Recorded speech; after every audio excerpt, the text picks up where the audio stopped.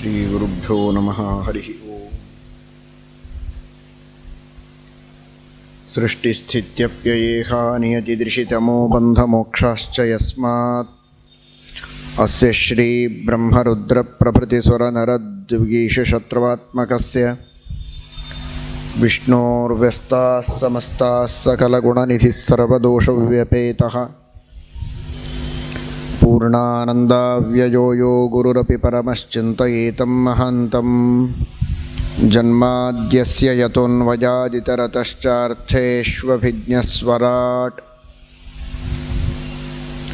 ತೇನೇ ಬ್ರಹ್ಮಹೃದಾಯ ಆದಿಕವಯೇ ಮುಹ್ಯಂತಿ M ಸೂರಯಃ ತೇಜೋಬಾರಿಮೃದಾಂ ಯಥಾ ವಿನಿಮಯೋ ಯತ್ರ ತ್ರಿಸರ್ಗೋ ಮೃಷಾ ಧಾಮ್ನಾ ಸ್ವೇನ ಸದಾ ನಿರಸ್ತಕುಹಕಂ ಸತ್ಯಂ ಪರಂ ಧೀಮಹಿ. ಧರ್ಮವಿಜ್ಞಾನವೈರಾಗ್ಯಪರಮೈಶ್ವರ್ಯಶಾಲಿನಃ ಆನಂದತೀರ್ಥಭಗವತ್ಪಾದಾನ್ ವಂದೇ ನಿರಂತರಂ.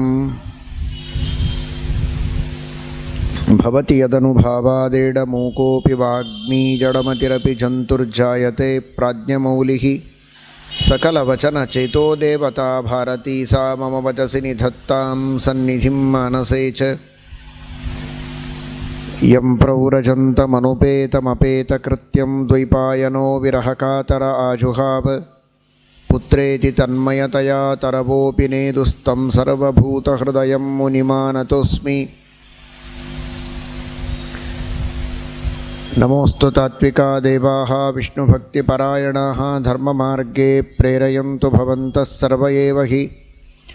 ನೌಮಿನ್ಯಾಯಸುಧಾದಿಕೃಜ್ಜಯಮುನೀನ್ ಶ್ರೀಪಾದರಟ್ ಸನ್ಮಣೀನ್ ವ್ಯಾಸಾರ್ಯಾನ್ ವಿವಿಧಾಗಮಾಬ್ಧಿವಿಹರಾನ್ ಶ್ರೀವಾದಿರಾಜಾನಪಿ ವಂದೇ ಹಂಸವರಾನ್ ರಘುತ್ತಮಗುರೂನ್ ವೈದಗ್ಧ್ಯವಾರಾಂ ನಿಧೀನ್. ಶ್ರೀ ಸತ್ಯವ್ರತ ರಾಘವೇಂದ್ರಮುನಿಪಾನ್ ಸದ್ಬೋಧಸಧ್ಯಾನಪಾನ್ ಸತ್ಯಾಭಿಜ್ಞಕರಾಬ್ಜೋತ್ಥಾನ್ ಪಂಚಾಶದ್ವರ್ಷಪೂಜಕಾನ್ ಸತ್ಯಪ್ರಮೋದತೀರ್ಥಾರ್ಯಾನ್ ನೌಮಿನ್ಯಾಯಸುಧಾರತಾನ್.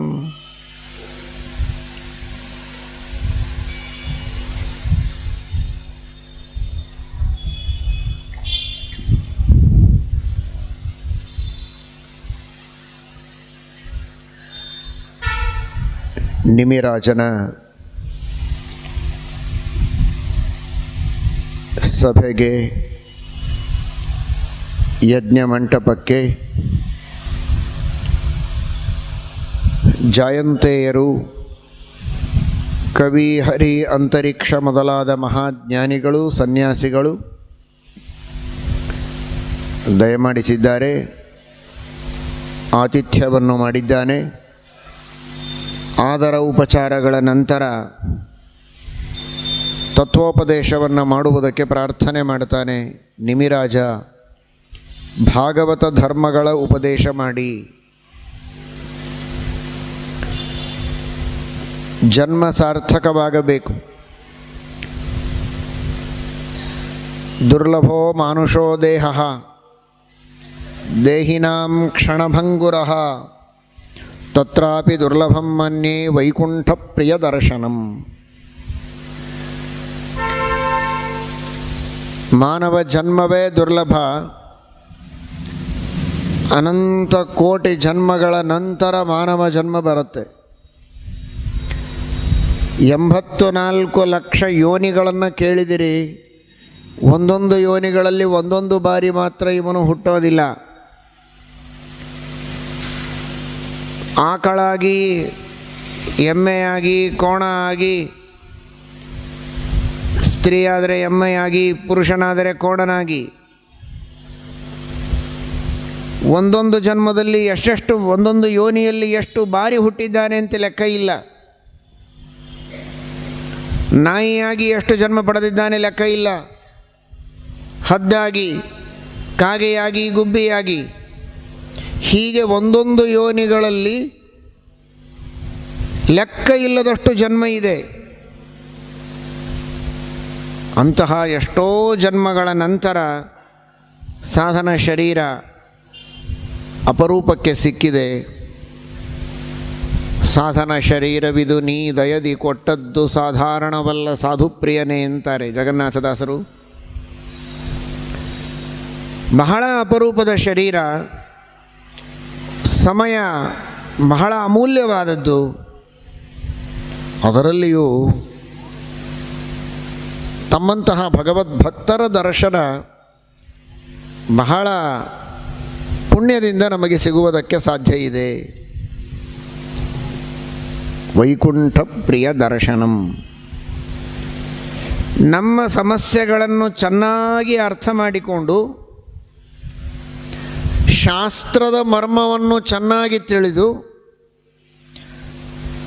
ನಮಗಿರುವ ಸಮಸ್ಯೆಗೆ ತಕ್ಕ ಪರಿಹಾರವನ್ನು ಶಾಸ್ತ್ರದ ಮೂಲಕ ತಿಳಿಸಿ ಹೇಳುವಂತಹ ಜ್ಞಾನಿಗಳು, ಕಾರುಣ್ಯಪೂರ್ಣರು ನಮಗೆ ಸಿಗೋದು ಬಹಳ ದುರ್ಲಭ. ಶಾಸ್ತ್ರೀಯವಾದ ಮಾರ್ಗದಲ್ಲಿ ನಮಗೆ ಪರಿಹಾರ ಹೇಳಬೇಕು. ಯಾವ ಪರಿಹಾರ ದೇವರಿಗೆ ಸಮ್ಮತವಾಗಿದೆ, ಯಾವ ರೀತಿಯ ಪರಿಹಾರದ ಮಾರ್ಗವನ್ನು ನಾವು ಹುಡುಕೋದರಿಂದ ದೇವರ ಸಾಮೀಪ್ಯವನ್ನು ನಾವು ಪಡೆಯೋದಕ್ಕೆ ಸಾಧ್ಯ ಇದೆ, ಮತ್ತೆ ಇಂತಹ ಕಷ್ಟಗಳು ಬರದೇ ಇರೋ ಹಾಗೆ ಉಪಾಯ ನಮ್ಮಿಂದ ಮಾಡುವುದಕ್ಕೆ ಸಾಧ್ಯವಾಗುತ್ತೋ ಅಂತಹ ಮಾರ್ಗವನ್ನು ತೋರಿಸುವವರು ಬೇಕು. ಕೆಲವರಿರ್ತಾರೆ, ಎಂತಹ ಮಾರ್ಗ ತೋರಿಸ್ತಾರೆ, ಏನೋ ಅನಾರೋಗ್ಯವಾಗಿದೆ ಅಂದರೆ ಔಷಧಿ ಕೊಡ್ತಾರೆ. ಹೇಗೆ ಕೊಡ್ತಾರೆ ಅಂದರೆ ಇನ್ನು 10 ಸಲ ಅವನ ಹತ್ರ ಹೋಗಿರಬೇಕು, ಇನ್ನೊಮ್ಮೆ ತನ್ನ ಮುಖಾನೇ ನೋಡೋ ಪ್ರಸಂಗ ಬಂದಿರಬಾರ್ದು, ಅಂಥ ಔಷಧಿ ಕೊಡೋದಿಲ್ಲ. ಈಗ ವಾಸಿಯಾಗಿ ಭಾರಿ ಔಷಧ ಕೊಟ್ರಪ್ಪ ಅಂತ ಸಂತೋಷ ಆಗಿರಬೇಕು, ಇಮಿಡಿಯೇಟ್ ಅದಕ್ಕೆ ಪರಿಹಾರ ಸಿಕ್ಕಿರಬೇಕು. ಆದರೆ ಮತ್ತೆ ಅದು ರಿಕರ್ ಆಗಬೇಕು, ಇವನ ಹತ್ರನೇ ಓಡಿ ಬರಬೇಕು. ಆ ತರಹ ಉಪಾಯ ಹೇಳುವವ ಅವನು ನಿಜವಾದ ವೈದ್ಯನಲ್ಲ, ಸ್ವಾರ್ಥಿಯಾದ ವೈದ್ಯ. ಪ್ರಾಮಾಣಿಕ ವೈದ್ಯ ಏನು ಮಾಡ್ತಾನೆ, ಇನ್ನೊಮ್ಮೆ ತನ್ನ ಹತ್ತಿರ ಬರೋ ಅವಶ್ಯಕತೆಯೇ ಇರಬಾರದು, ಆ ರೀತಿಯಲ್ಲಿ ಅವನು ಮಾರ್ಗವನ್ನು ಸೂಚನೆ ಮಾಡ್ತಾನೆ. ಹಾಗೆ ನಮಗೆ ಮತ್ತೆ ಸಂಸಾರದ ಈ ದುಃಖ ಬರದೇ ಇರೋ ಹಾಗೆ ನಮ್ಮನ್ನು ಉದ್ಧಾರ ಮಾಡುವಂತಹ ಜ್ಞಾನಿಗಳು ತಮ್ಮಂಥವರು ಬಂದಿದ್ದೀರಿ ಅಂದರೆ ಇದಕ್ಕಿಂತ ದೊಡ್ಡ ಭಾಗ್ಯ ಏನೋ. ತಾವು ನಮಗೆ ಉಪದೇಶವನ್ನು ಮಾಡಬೇಕು.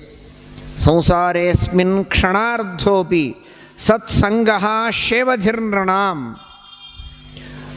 ಒಂದು ಅರ್ಧ ಕ್ಷಣ ಆದರೂ ದೊಡ್ಡ ಜ್ಞಾನಿಗಳ ಸಂಘವಾಗತ್ತೆ, ತಮ್ಮ ಉಪದೇಶ ನಮಗೆ ಕೇಳೋ ಭಾಗ್ಯ ಸಿಗತ್ತೆ ಅಂದರೆ ಇದಕ್ಕಿಂತ ದೊಡ್ಡದಾದ ಭಾಗ್ಯ ಏನು? ಉತ್ತಮವಾದ ಸುಖವನ್ನು ಪಡೆಯುವುದಕ್ಕೆ ದೊಡ್ಡ ಸಾಧನ ಇದು, ಬಹಳ ದೊಡ್ಡ ನಿಧಿ. ಅಂತಹ ದೊಡ್ಡ ಭಾಗ್ಯ ನಮಗೆ ಸಿಕ್ಕಿದೆ. ಭಾಗವತ ಧರ್ಮಗಳ ಬಗ್ಗೆ ಉಪದೇಶ ಮಾಡಿ ಅಂತ ಹೇಳಿದಾಗ ಕವಿ ಎನ್ನುವ ಜ್ಞಾನಿಗಳು, ಉತ್ತಮ ಜ್ಞಾನಿಗಳಿಗೆ, ವಿದ್ವಾಂಸರಿಗೆ, ಪಂಡಿತರಿಗೆ ಕವಿ ಅಂತ ಕರೆಯೋದು. ಕೇವಲ ಕವಿತೆಗಳನ್ನು ರಚನೆ ಮಾಡುವವನು ಕವಿ ಅಂತ ತಿಳಿಯಬೇಡಿ. ಕವಿ ಅಂದರೆ ಜ್ಞಾನಿ. ಕವಿತೆಗಳನ್ನು ಮಾಡುವವನೂ ಕವಿ, ಕಾವ್ಯಗಳ ರಚನೆ ಮಾಡುವವನೂ ಕವಿ. ಒಟ್ಟು ತತ್ವಗಳ, ಶಾಸ್ತ್ರಗಳ ಸರಿಯಾದ ತಿಳುವಳಿಕೆ ಇದ್ದಂತಹ ಜ್ಞಾನಿಗಳು ಅವರೂ ಕವಿಗಳೇ. ಜೀವನದಲ್ಲಿ ಸರಿಯಾದ ತಿಳುವಳಿಕೆ ಇಲ್ಲದೇ ಇರೋ ಕಾರಣ ಏನೇನೋ ಆಪತ್ತುಗಳನ್ನು ಎದುರಿಸುವ ಪ್ರಸಂಗ ಬಂದಾಗ ಸರಿಯಾದ ತಿಳುವಳಿಕೆ ಕೊಡೋ ಮೂಲಕ ಆಪತ್ತುಗಳನ್ನು ಪರಿಹಾರ ಮಾಡಿ ಮತ್ತೆ ಆಪತ್ತುಗಳು ಬರದೇ ಇರೋ ಹಾಗೆ ಭದ್ರವಾದ ರಕ್ಷಣೆಯನ್ನು ನೀಡುವವರು ಯಾರೋ ಅವರು ಕವಿಗಳು. ಕವರಕ್ಷಣೆ ಅಂತ ಕವಚ ಅನ್ನುವ ಶಬ್ದ ಇದೆ, ನೀವೆಲ್ಲ ಕೇಳಿದ್ದೀರಿ. ಕವಚ, ಕವಚ, ಭದ್ರ ಕವಚ ಅಂತಾರೆ. ಏನದ ಕವಚ? ನಮ್ಮ ಶರೀರಕ್ಕೆ ರಕ್ಷಣೆಯನ್ನು ಕೊಡುವಂಥದ್ದು. ಆಯುಧಗಳನ್ನು ಶತ್ರುಗಳು ಪ್ರಯೋಗ ಮಾಡಿದಾಗಲೂ ನಮ್ಮ ಶರೀರಕ್ಕೆ ಯಾವುದೇ ರೀತಿಯ ಬಾಧೆಯಾಗದಂತೆ ನೋಡಿಕೊಳ್ಳುವ ಒಂದು ಮೈಮೇಲೆ ಇರುವಂತಹ ಏನು ಕಬ್ಬಿಣದ ಅಥವಾ ಉಕ್ಕಿನ ಅಂಗಿ ಇದ್ದ ಹಾಗೆ ಇದೆ, ಅದೇ ಕವಚ. ಯಾಕೆ ಅಂದರೆ ಅದು ಕವರಕ್ಷಣೆ, ನಮ್ಮನ್ನು ರಕ್ಷಣೆ ಮಾಡುತ್ತೆ ಅಂತ. ಹಾಗೆ ಆಯುಧಗಳಿಂದ ನಮ್ಮ ಶರೀರವನ್ನು ರಕ್ಷಣೆ ಮಾಡುವುದಕ್ಕೆ ಕವಚ. ಆದರೆ ಬೌದ್ಧಿಕವಾಗಿರುವ ನಮ್ಮ ಆರೋಗ್ಯವನ್ನು ಚೆನ್ನಾಗಿಟ್ಟು ನಮ್ಮ ಬುದ್ಧಿಯಲ್ಲಿ ನಾನಾ ರೀತಿಯ ತಪ್ಪು ತಿಳುವಳಿಕೆ, ಸಂಶಯಗಳು ಇವುಗಳಿಂದ ನಮ್ಮ ಬುದ್ಧಿ ಹಾಳಾಗದಂತೆ ನಮ್ಮ ಬುದ್ಧಿಗೆ ರಕ್ಷಣೆಯನ್ನು ನೀಡುವ ಕವಚದಂತೆ ಇದ್ದವರೇ ಕವಿಗಳು, ಜ್ಞಾನಿಗಳು. ಅಂತಹ ಜ್ಞಾನಿಗಳಾದ ಸಾಕ್ಷಾತ್ ಭಗವಂತನ ಪುತ್ರರಾದಂತಹ ಕವಿಗಳು ಉತ್ತರವನ್ನು ಕೊಡ್ತಾರೆ. ಭಾಗವತ ಧರ್ಮಗಳು ಅಂದರೆ ಯಾವುದು ಅಂತ ಹೇಳ್ತಾ, ಮನ್ಯೇ ಕುತಶ್ಚಿದ್ ಭಯಮತ್ರ ನಿತ್ಯಂ ಪದಾಂಬುಜೋಪಾಸನಮತ್ರ ನಿತ್ಯಂ ಉದ್ವಿಗ್ನ ಬುದ್ಧೇಃ ಅಸದಾತ್ಮಭಾವಾತ್ ವಿಶ್ವಾತ್ಮನಾ ಯತ್ರ ನಿವರ್ತತೆ ಭೀಃ. ಮನ್ಯೇ ಕುತಶ್ಚಿದ್ ಭಯಮಚ್ಯುತಸ್ಯ ಪಾದಾಂಬುಜೋಪಾಸನಮತ್ರ ನಿತ್ಯಂ. ನಿಮಿ ಜೀವನದಲ್ಲಿ ನಾನಾ ತರಹದ ಮಾರ್ಗಗಳನ್ನು, ನಾನಾ ರೀತಿಯ ವಿಚಾರವಂತರು ಹೇಳಬಹುದು. ಆದರೆ ಶಾಸ್ತ್ರಗಳ ಅಧ್ಯಯನವನ್ನು ಮಾಡಿ ಆಲೋಡ್ಯ ಸರ್ವಶಾಸ್ತ್ರಾಣಿ ವಿಚಾರ್ಯ ಚ ಪುನಃ ಪುನಃ, ಎಲ್ಲ ಶಾಸ್ತ್ರಗಳನ್ನು ಆಲೋಡನ ಮಾಡಿ ಎಲ್ಲ ಚಿಂತಕರ, ಎಲ್ಲ ಮಂಥಕರ, ಎಲ್ಲ ವಿಚಾರವಂತರ, ಋಷಿಗಳ, ಮುನಿಗಳ, ಜ್ಞಾನಿಗಳ, ಅನುಭಾವಿಗಳ ಆಲೋಚನೆಯಿಂದ ನಿರ್ಣೀತವಾದ ವಿಷಯ ಅದು ಭಗವಂತನ ಉಪಾಸನೆಯನ್ನು ಮಾಡುವುದೇ ನಿಜವಾದಂತಹ ಎಲ್ಲ ಭಯಗಳ ಪರಿಹಾರಕ್ಕೆ ಕಾರಣ. ಏನಂತ ಉಪಾಸನೆ ಮಾಡಬೇಕು? ವಿಶ್ವಾತ್ಮನ. ತಾಮ್ರಪರ್ಣಿ ಆಚಾರ್ಯರು ಶ್ರೀಮದ್ಭಾಗವತದ ಈ ಏಕಾದಶ ಸ್ಕಂಧದ ಈ ಶಬ್ದಕ್ಕೆ ವ್ಯಾಖ್ಯಾನ ಮಾಡ್ತಾ ಹೇಳ್ತಾರೆ, ಪರಮಾತ್ಮನ ಪಾದಗಳ ಉಪಾಸನೆಯನ್ನು ಹೇಗೆ ಮಾಡಬೇಕು ಅಂದರೆ ವಿಶ್ವ ಆತ್ಮ ಎಂಬುದಾಗಿ ಉಪಾಸನೆ ಮಾಡಬೇಕು. ವಿಶ್ವಂ ಪೂರ್ಣಮಿಹೋಚ್ಯತೆ. ಆತ್ಮ ಅಂದರೆ ಮಮ ಸ್ವಾಮಿ ಹರಿರ್ನಿತ್ಯಂ ಸರ್ವಸ್ಯ ಪತಿರೇವಚ. ದೇವರನ್ನು ಏನು ಅಂತ ಉಪಾಸನೆ ಮಾಡಬೇಕು. ದೇವರ ಬಗ್ಗೆ ಉಪಾಸನೆ ಅಂದರೆ ನಾವೆಲ್ಲ ಮಾಡೋ ಉಪಾಸನೆ ಹೇಗಿರ್ತದೆ? ದೇವರು ದೊಡ್ಡವ, ನಮಗೇನು ಬೇಕೋ ಅದನ್ನು ಮಾಡಿಕೊಡಲಿ, ಇಷ್ಟಕ್ಕೇ ದೇವರ ಸಂಬಂಧ ಇರುತ್ತೆ. ದೇವರೇನು ಅನ್ನುವ ಚಿಂತನೆ ನಮಗೆ ಬರೋದೇ ಇಲ್ಲ. ದೇವರ ಎದುರಿನಲ್ಲಿ ನಮಸ್ಕಾರ ಮಾಡುವಾಗ, ಕಣ್ಣು ಮುಚ್ಚಿದಾಗ, ತಲೆ ಬಾಗಿದಾಗ ನಮ್ಮ ತಲೆಯಲ್ಲಿ ಓಡ್ತಾ ಇರೋದೇನು, ನಮಗೇನೇನು ಬೇಕೋ ಅದೆಲ್ಲ ಲಿಸ್ಟು ಕಣ್ಣು ಮುಂದೆ ಬರ್ತಾ ಇರ್ತದೆ. ಇಂಥ ಕೆಲಸ ಆಗಬೇಕು, ಅಂಥ ಕೆಲಸ ಆಗಬೇಕು, ಇದು ಬೇಕು, ಅದು ಬೇಕು, ಈ ಲಿಸ್ಟುಗಳೇ ಬರ್ತದೆ. ದೇವರೇನು ಅನ್ನೋದು ಬರೋದೇ ಇಲ್ಲ. ಅವನೇನು ಈಗಾಗಲೇ ನಮಗೆ ಕೊಟ್ಟದ್ದಿದೆ, ಆ ಉಪಕಾರದ ಸ್ಮರಣೆ ಇಲ್ಲ. ದೇವರು ಎಷ್ಟು ದೊಡ್ಡವ, ಏನವನ ಮಹಿಮೆ, ಅದನ್ನು ತಿಳಿದರೆ ದೇವರಿಗೆ ಸಂತೋಷವಾಗತ್ತೆ ಅಂತ ಶಾಸ್ತ್ರ ಹೇಳುತ್ತೆ. ಅದರ ಬಗ್ಗೆ ನಮ್ಮ ಚಿಂತನವೇ ಇರೋದಿಲ್ಲ. ಅಂತಹ ಚಿಂತನ ಇದು ಸರಿಯಾದ ಚಿಂತನ ಅಲ್ಲ, ಅದು ಪರಿಪೂರ್ಣ ಚಿಂತನ ಅಲ್ಲ. ಅದರಿಂದ ನಮಗೆ ಪರಿಪೂರ್ಣ ಲಾಭವೂ ಆಗುವುದಿಲ್ಲ. ನೀವೇ ನೋಡಿ, ವ್ಯವಹಾರದೊಳಗೆ ಒಬ್ಬ ಬದುಕಿದ ಇದರ ಅರ್ಥ ದೇವರು ಯಾವಾಗಲೂ ನಿತ್ಯ. ಆದರೆ ಕಣ್ಣಿಗೆ ಕಾಣುವ ಒಬ್ಬ ವ್ಯಕ್ತಿಯಿಂದ ನಿಮಗೇನೋ ಕೆಲಸ ಆಗಬೇಕಾಗಿದೆ ಅಂದರೆ ಏನು ಮಾಡ್ತೀರಿ ಹೇಳಿ ನೀವೇ? ಅವನ ಮನೆಗೆ ಹೋದ ಎರಡನೆಯ ಕ್ಷಣ ನಿಮಗೇನು ಬೇಕೋ ಅದನ್ನೇ ನೇರವಾಗಿ ಕೇಳೋದಿಲ್ಲ. ಮೊದಲು ಅವನ ಬಗ್ಗೆ 4 ಮಾತುಗಳನ್ನು ಹೇಳ್ತೀರಾ. ನಿಮ್ಮ ಬಗ್ಗೆ ನಾವು ಬಹಳ ಕೇಳಿದ್ದೇವೆ, ಬೇಕಾದಷ್ಟು ಜನರಿಗೆ ನೀವು ಉಪಕಾರ ಮಾಡ್ತಾ ಇದ್ದೀರಿ ಅಂತ, ಬಹಳಷ್ಟು ಸಮಾಜ ಸೇವೆಯನ್ನು ಮಾಡ್ತೀರಿ. ನೀವು ಮಾತ್ರ ಅಲ್ಲ, ನಿಮ್ಮ ತಂದೆ ಹಾಗಿದ್ದರು, ನಿಮ್ಮ ತಾತ ಹಾಗಿದ್ದರು, ಎಂತಹ ದೊಡ್ಡ ವಂಶ ನಿಮ್ಮದು.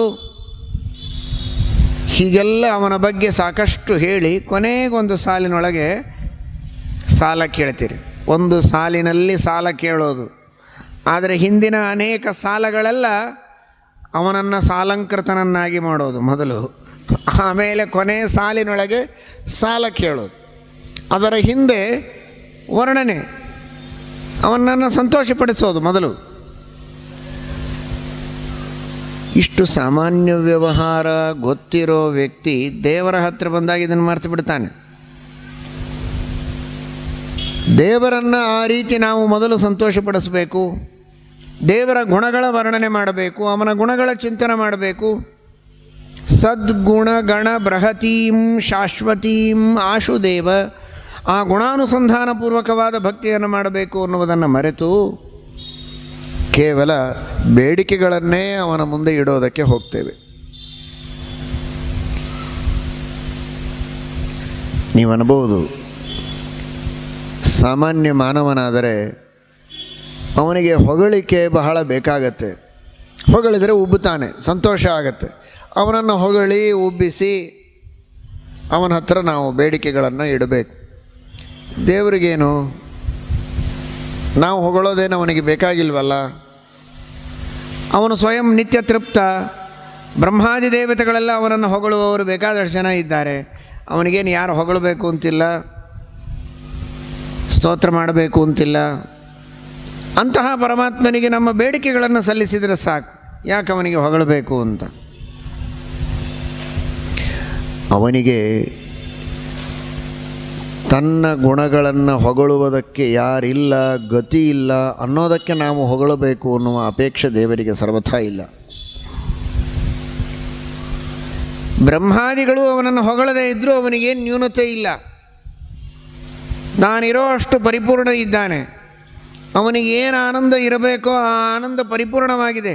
ತನ್ನ ಸ್ತೋತ್ರ ಕೇಳಿ ಏನು ಆನಂದ ಹೊಸದಾಗಿ ಆಗಬೇಕಾದದ್ದಿಲ್ಲ. ಆದರೆ ಜೀವರು ತಮ್ಮ ಕರ್ತವ್ಯವನ್ನು ತಾವು ಸರಿಯಾಗಿ ಮಾಡಬೇಕು ಅನ್ನುವ ಅಪೇಕ್ಷೆ ಭಗವಂತನಿಗಿದೆ. ತನ್ನ ಬಗ್ಗೆ ಸರಿಯಾದ ತಿಳುವಳಿಕೆಯನ್ನು ಅವರು ಪಡೆದುಕೊಳ್ಳಬೇಕು.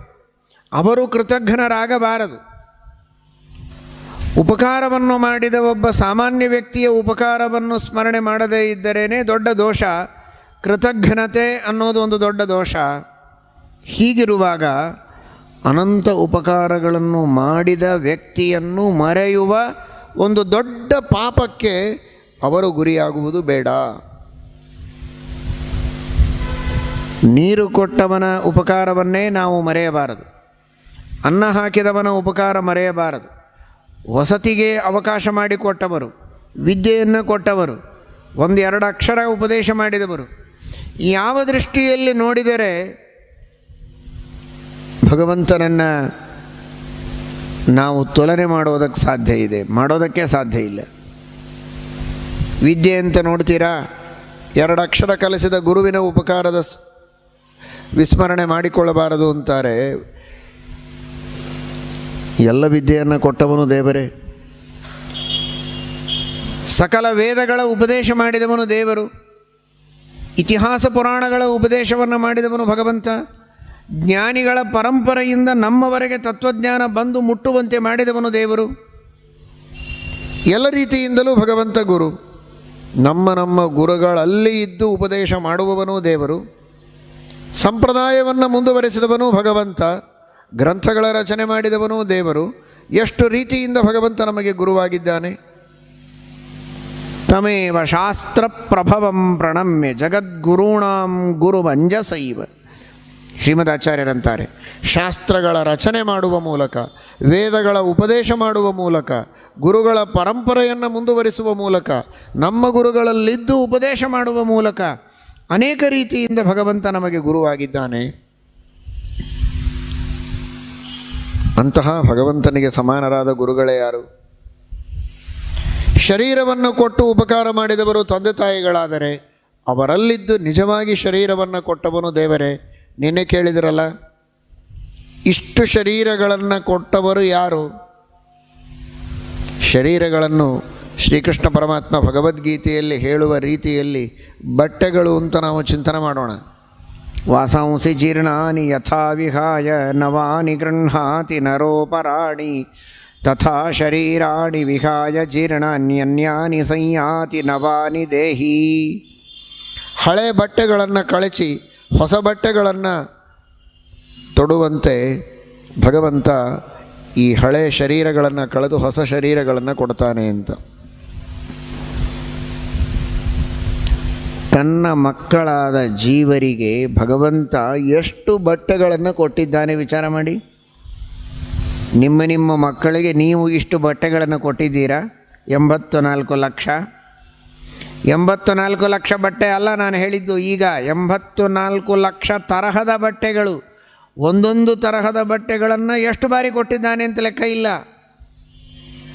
ಅಷ್ಟು ತರಹದ ವಸ್ತ್ರಗಳಂತೆ ಇರುವ ಈ ಶರೀರಗಳನ್ನು ದೇವರು ಕೊಟ್ಟ. ಬಟ್ಟೆ ಬರೆ ಉಡುವುದಕ್ಕೆ ಹೊದೆಯುವುದಕ್ಕೆ, ಈ ಶರೀರ ನಮ್ಮ ಎಲ್ಲ ಕಾರ್ಯಗಳಿಗೂ ಉಪಯೋಗಕ್ಕೆ ಬರುವಂತಹ ಶರೀರ. ಇಂತಹ ಶರೀರವನ್ನು ಕೊಟ್ಟಂತಹ ದೇವರಿಗೆ ಸಮಾನ ತಂದೆ ತಾಯಿ ಯಾರಿದ್ದಾರೆ? ಹಾಗಾದರೆ ಜ್ಞಾನ ಕೊಟ್ಟ ಗುರುವೂ ಹೌದು, ಶರೀರ ಕೊಟ್ಟ ತಂದೆ ತಾಯಿಯೂ ಹೌದು ಭಗವಂತ. ಶರೀರವನ್ನು ಕೊಟ್ಟು ಆಚೆಗೆ ತಳ್ಳಿದವನಲ್ಲ, ಶರೀರದೊಳಗಿದ್ದು ಜೀವಸ್ವರೂಪದಲ್ಲಿಯೂ ಇದ್ದು ಜ್ಞಾನವನ್ನು ಕೊಟ್ಟು ಕರ್ಮಗಳನ್ನು ನಮ್ಮಿಂದ ಮಾಡಿಸಿ ಇಂದ್ರಿಯಗಳಿಗೆ ಪ್ರಚೋದನೆಯನ್ನು ಮಾಡಿ ಹೊಟ್ಟೆ ಬಟ್ಟೆಗೆ ಕೊಟ್ಟು ಉಂಡ ಅನ್ನವನ್ನು ಒಳಗಿದ್ದು ಪಚನ ಮಾಡಿಸಿ ದೇಹದೊಳಗೆ ರಕ್ಷಣೆಯನ್ನೂ ಮಾಡುವವನು ಭಗವಂತ. ಇದೆಲ್ಲ ಉಪಕಾರವನ್ನು ಮಾಡುವ ದೇವರ ಉಪಕಾರದ ಸ್ಮರಣೆ ಮಾಡದಿದ್ದರೆ ಎಂತಹ ಕೃತಜ್ಞತೆ, ಎಂತಹ ಪಾಪ ನಮ್ಮಿಂದ ಆಗತ್ತೆ. ಆ ಪಾಪಿಗಳು ನಾವು ಆಗುವುದು ಬೇಡ. ಅದಕ್ಕಾಗಿ ಉಪಕಾರದ ಸ್ಮರಣೆಯನ್ನು ಮಾಡುವ ನಿಮ್ಮ ಕರ್ತವ್ಯವನ್ನು ನೀವು ಚೆನ್ನಾಗಿ ನಿಭಾಯಿಸಿ. ಇಷ್ಟನ್ನೇ ದೇವರು ಹೇಳ್ತಾನೆ. ನನಗೇನೋ ಅಪೇಕ್ಷೆ ಇದೆ ಅಂತ ತಿಳಿಯಬೇಡಿ, ನಾನು ನಿರಪೇಕ್ಷ. ನೀವು ಕರ್ತವ್ಯದಿಂದ ಚ್ಯುತರಾಗಬೇಡಿ. ಮನ್ಯೇ ಕುತಶ್ಚಿದ್ ಭಯಮಶ್ಚ್ಯುತಸ್ಯ ಪಾದಾಂಬುಜೋಪಾಸನಮತ್ರ ನಿತ್ಯಂ. ಅದಕ್ಕಾಗಿ ದೇವರ ಅಚ್ಯುತ. ದೇವರ ಅಚ್ಯುತ ಯಾಕೆ ಅಂದರೆ ಆ ಭಗವಂತನ ಗುಣಗಳ ಚ್ಯುತಿ ಎಂದಿಗೂ ಆಗೋದಿಲ್ಲ. ದೇವರು ತನ್ನ ಸ್ಥಾನದಿಂದ ಎಂದಿಗೂ ಚ್ಯುತನಾಗೋದಿಲ್ಲ ಉಳಿದ ರಾಜರಂತೆ.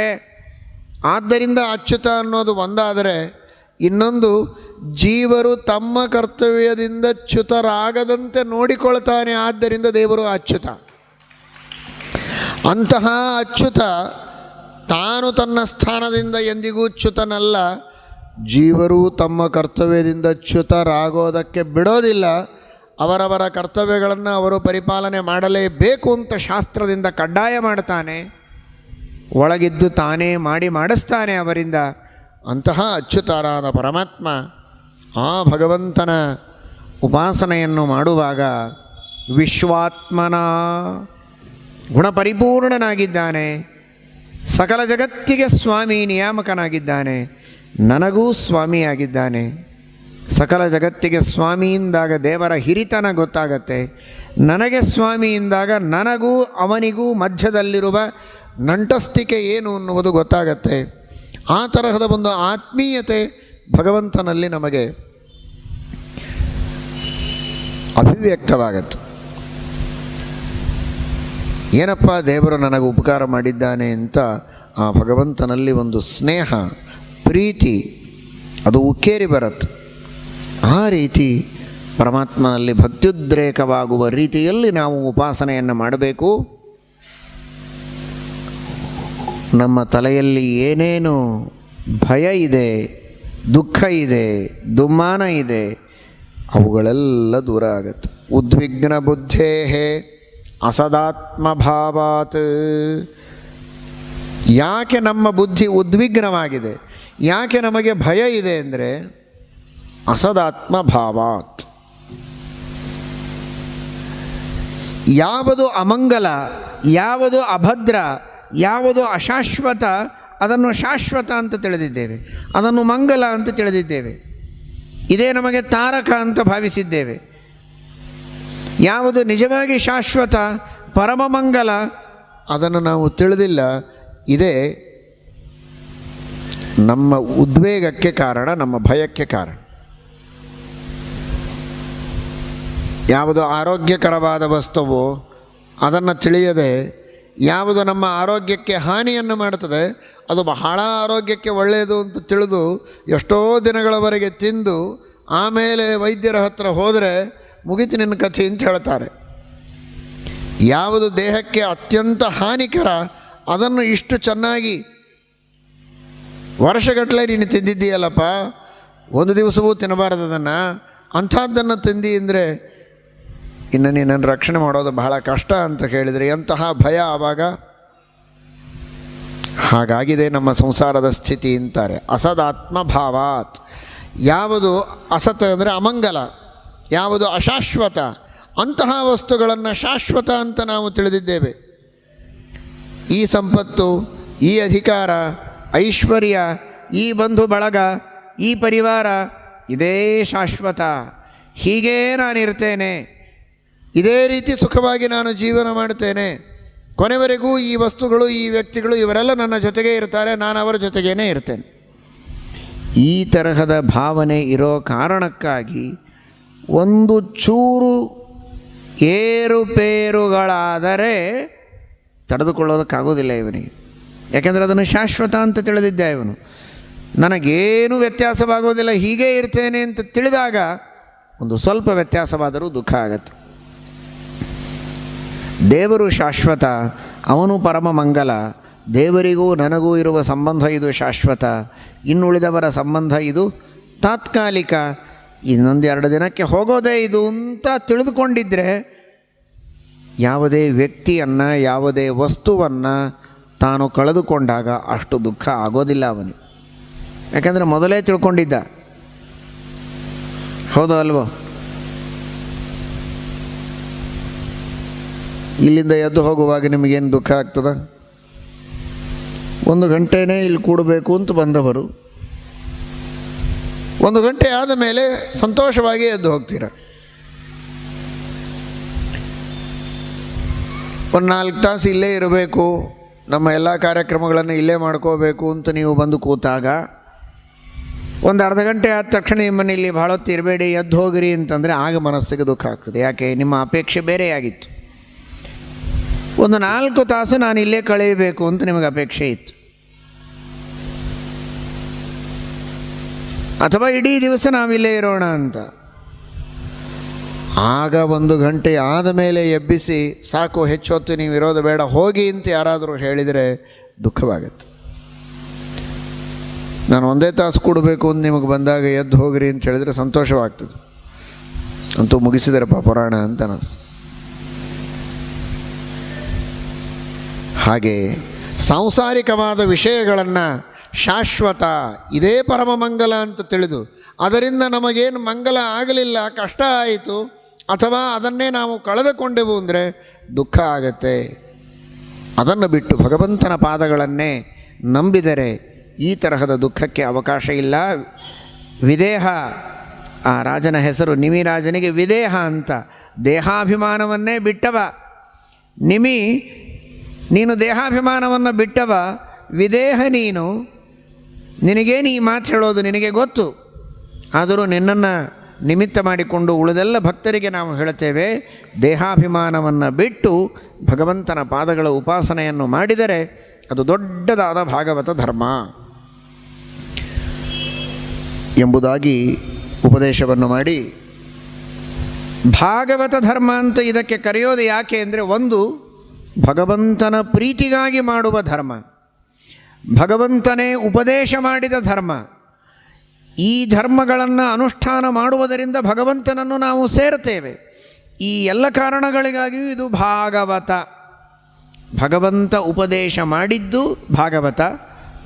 ಭಗವತ ಉಪದಿಷ್ಟಾ ಧರ್ಮಾ ಭಾಗವತಾ, ಭಗವತ್ ಪ್ರೀತಿಕರಾ ಧರ್ಮಾ ಭಾಗವತಾ. ಭಗವಂತನ ಪ್ರೀತಿಗೆ ಸಾಧನವಾದದ್ದು, ಭಗವತ್ ಪ್ರಾಪ್ತಿ ಸಾಧನಭೂತಾ ಧರ್ಮಾ ಭಾಗವತಾ. ಭಗವಂತನನ್ನು ಪಡೆಯೋದಕ್ಕೆ ಇವುಗಳೇ ದಾರಿ. ಆದ್ದರಿಂದಲೂ ಇದು ಭಾಗವತ.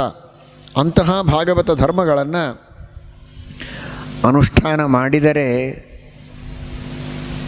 ಎಷ್ಟು ನಿಶ್ಚಿಂತ ಮನುಷ್ಯನಿಗೆ ಇರುತ್ತೆ ಅಂದರೆ, ಎಷ್ಟು ನಿಶ್ಚಿಂತನಾಗಿರಬಹುದು ಅಂದರೆ, ಧಾವನ್ ನಿಮೀಲ್ಯವ ನೇತ್ರೇ ನ ಸ್ಖಲೇತ್ ನ ಪತೇದಿಹ. ಧಾವನ್ ಉನ್ಮೀಲ್ಯವ ನೇತ್ರೇ, 2 ಪಾಠಗಳಿವೆ. ಕಣ್ಣು ತೆರೆದರೂ ಸರಿ, ಕಣ್ಣು ಮುಚ್ಚಿದರೂ ಸರಿ, ನಡೆದರೂ ಸರಿ, ಓಡಿದರೂ ಸರಿ, ಎಡಬೋದಿಲ್ಲ, ಬೀಳೋದಿಲ್ಲ. ಅಂತಹ ಮಾರ್ಗ ಅಂದರೆ ಅದು ಭಾಗವತ ಮಾರ್ಗ. ಕವಿ ಋಷಿಗಳು ಜ್ಞಾನಿಗಳು ಎಷ್ಟು ಧೈರ್ಯದಿಂದ ಹೇಳುತ್ತಾರೆ, ಏನು ಆತ್ಮವಿಶ್ವಾಸ ಅವರಿಗೆ, ಭಾಗವತ ಧರ್ಮದ ಬಗ್ಗೆ ಅವರಿಗಿರುವ ವಿಶ್ವಾಸ. ಕೇಳಿ ತಿಳಿದವರಲ್ಲ, ಅನುಷ್ಠಾನ ಮಾಡಿ ತಿಳಿದವರು, ಅದರ ಫಲ ಕಂಡವರು, ಭಗವಂತನಿಂದಲೇ ನೇರವಾಗಿ ಉಪದೇಶ ಪಡೆದಂತಹ ಮಹಾನುಭಾವರು. ಅವರಿಗೆ ಆ ಕಾನ್ಫಿಡೆನ್ಸ್ ಇಲ್ಲದೆ ಇನ್ಯಾರಿಗೆ ಬರಬೇಕು? ಚೆನ್ನಾಗಿ ಯುಕ್ತಿಗಳಿಂದ ತತ್ವಗಳನ್ನು ಉಪದೇಶ ಮಾಡುವಂತಹ ಜ್ಞಾನಿಗಳ ಮುಖದಿಂದಲೇ ತತ್ವಜ್ಞಾನವನ್ನು ಪಡೆದವರಿಗೆ ದೃಢವಾದ ನಿಶ್ಚಯ ಇರುತ್ತೆ, ಸಂಶಯ ಇರೋದಿಲ್ಲ. ಋಷಭನಾಮಕ ಪರಮಾತ್ಮನ ಮುಖದಿಂದ ನೇರವಾಗಿ ತತ್ವಜ್ಞಾನವನ್ನು ಪಡೆದಂತಹ ಈ ಮಹಾನುಭಾವರಿಗೆ ಅಷ್ಟು ಧೈರ್ಯ ಇದೆ. ಹೇಳ್ತಾರವರು, ಧಾವನ್ ನಿಮೀಲ್ಯವಾನೇತ್ರೇ ನ ಸ್ಖಲೇನ್ನ ಪತೇದಿಹ. ಎಡಬೋದಿಲ್ಲ, ಬೀಳೋದಿಲ್ಲ, ಕಣ್ಣು ಮುಚ್ಚಿ ಓಡಿ ನೀವು. ಅಷ್ಟು ಚೆನ್ನಾಗಿದೆ ಮಾರ್ಗ. ಭಾಗವತ ಧರ್ಮ ಅಂದರೆ ಹಾಗೆ. ಚೆನ್ನಾಗಿ ಅರ್ಥ ಮಾಡಿಕೊಳ್ಳಿ, ಯುಕ್ತಿಗಳನ್ನು ಕೇಳಿ ಗುರುಗಳ ಮುಖದಿಂದ. ಯಾಕೆ ಇದು ಸರಿ, ಯಾಕೆ ತಪ್ಪು ಎಲ್ಲ ಹೇಳ್ತಾರೆ. ವಿಮರ್ಶೆ ಮಾಡಿ ಚೆನ್ನಾಗಿ ತಿಳಿದುಕೊಂಡು ಅನುಷ್ಠಾನ ಮಾಡಿ. ಪರಿಪ್ರಶ್ನೇನ ಸೇವೆಯ, ಮತ್ತೆ ಮತ್ತೆ ಪ್ರಶ್ನೆ ಮಾಡಿ, ಪ್ರಶ್ನೆಗಳಿಗೆ ಉತ್ತರಗಳನ್ನು ಪಡೆದು ಚೆನ್ನಾಗಿ ತಿಳಿದು ತಿಳುವಳಿಕೆಯಿಂದ ಮಾಡಿ. ಎಷ್ಟೋ ವಿಷಯಗಳು ನಮಗೆ ತಿಳಿದಿರೋದಿಲ್ಲ, ಆದರೆ ಮಹಾಜ್ಞಾನಿಗಳು ಅನುಷ್ಠಾನ ಮಾಡಿದ್ದಾರೆ ಅಂತ ಅನುಷ್ಠಾನ ಮಾಡುವುದಕ್ಕೆ ಪ್ರಾರಂಭ ಮಾಡಿ. ಹಂತ ಹಂತವಾಗಿ ತಿಳಿಯುತ್ತಾ ಹೋಗಿ. ಪೂರ್ಣ ತಿಳಿದ ಮೇಲೆ ಮಾಡ್ತೇವೆ ಅಂತ ಅನ್ನಬೇಡಿ.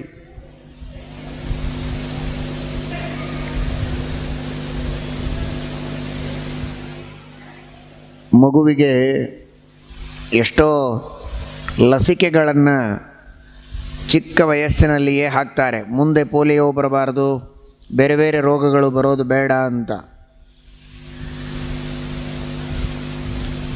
ಏನು ಗೊತ್ತು ಮಗುವಿಗೆ ಯಾಕೆ ಈ ಲಸಿಕೆಗಳನ್ನು ಹಾಕ್ತಾರೆ ಅಂತ? ನೋಡಿ, ಈ ಥರ ಎಲ್ಲ ಫೋರ್ಸಬಲಿ ಯಾವುದು ಮಾಡಬಾರ್ದು. ಅರ್ಥ ಆಯ್ತಾ? ನಾವೆಲ್ಲ ಬಹಳ ಬ್ರಾಡ್ ಮೈಂಡೆಡ್, ಅವರವರಿಗೆ ವಿಚಾರಕ್ಕೆ ಅವಕಾಶ ಕೊಡೋರು. ಆ ಮಗು ದೊಡ್ಡದಾಗಲಿ, ಅದಕ್ಕೆ ತಿಳುವಳಿಕೆ ಬರಲಿ, ಯಾಕೆ ಈ ಔಷಧಿಗಳನ್ನು ತೆಗೆದುಕೊಳ್ಳಬೇಕು ಅಂತ ಲೆಟ್ ಅಸ್ ಕನ್ವಿನ್ಸ್ ಹಿಮ್. ಆ ಮಗುವಿಗೆ ಕನ್ವಿನ್ಸ್ ಮಾಡೋಣ ದೊಡ್ಡದಾದ ಮೇಲೆ. ಆಮೇಲೆ ಮಗು ಆಗಿರೋದಿಲ್ಲ ಅವನಿಗೆ ತಿಳುವಳಿಕೆ ಬಂದ ಮೇಲೆ, ನೋಡಪ್ಪ ಇದರದ್ದು ಔಷಧಿ ಹೀಗಿದೆ, ಇದರ ಗುಣಧರ್ಮಗಳು ಹೀಗೆ, ಇದನ್ನು ತೆಗೆದುಕೊಂಡ್ರೆ ಈ ತರಹದ ಪೋಲಿಯೋ ಅಟ್ಯಾಕ್ ಆಗೋದಿಲ್ಲ, ಅದಕ್ಕೋಸ್ಕರ ನಾವು ಇದನ್ನು ಕೊಡ್ತೇವೆ. Do you agree? ಅವನು ಒಪ್ಪಿದರೆ ಹಾಕೋಣ, ಫೋರ್ಸಬಲಿ ಹಾಕೋದಿಲ್ಲ, ಇದು ಸರಿಯಾದ ಕ್ರಮ ಅಲ್ಲ ಅಂದರೆ ಅಷ್ಟೊತ್ತಿಗೆ ಅವನಿಗೆ ಪೋಲಿಯೋ ಆಗಿಬಿಟ್ಟಿರ್ತದೆ. ಕೆಲವುದನ್ನು ಹಿರಿಯರು ತಾವೇ ತಿಳಿದು ಮಕ್ಕಳ ಹಿತಕ್ಕಾಗಿ ಮಾಡಬೇಕಾಗತ್ತೆ. ಏನು ಹಿರಿಯರು ಚಿಕ್ಕ ಮಗುವಿಗಂತೂ ತಿಳುವಳಿಕೆಯೇ ಇರೋದಿಲ್ಲ. ಸ್ವಲ್ಪ ತಿಳಿಯೋ ವಯಸ್ಸು ಬಂದ ಮೇಲೂ ಏನು ಏಕೆ ಹೆಚ್ಚೆಲ್ಲ ಗೊತ್ತಾಗೋದಿಲ್ಲ. ತಂದೆ ತಾಯಿ ಏನು ಹೇಳ್ತಾರೋ ಅದನ್ನು ಮಾಡೋಣ, ದೊಡ್ಡವರು ಏನು ಹೇಳ್ತಾರೋ ಅಷ್ಟನ್ನು ಮಾಡೋಣ ಅನ್ನೋ ಒಂದೇ ಒಂದು ತಿಳುವಳಿಕೆ ಇರೋದಕ್ಕೆ ಜೀವನ ಸುಗಮವಾಗಿ ಸಾಗತ್ತೆ. ಎಲ್ಲವನ್ನೂ ಆ ವಯಸ್ಸಿನಲ್ಲಿ ತಿಳಿಸಲಿಕ್ಕೆ ಆಗುವುದಿಲ್ಲ. ಹೀಗಾಗಿ ಕೆಲವೊಮ್ಮೆ ಉನ್ಮೀಲ್ಯವಾನೇತ್ರೆ, ಕೆಲವೊಮ್ಮೆ ನಿಮೀಲ್ಯವಾನೇತ್ರೆ.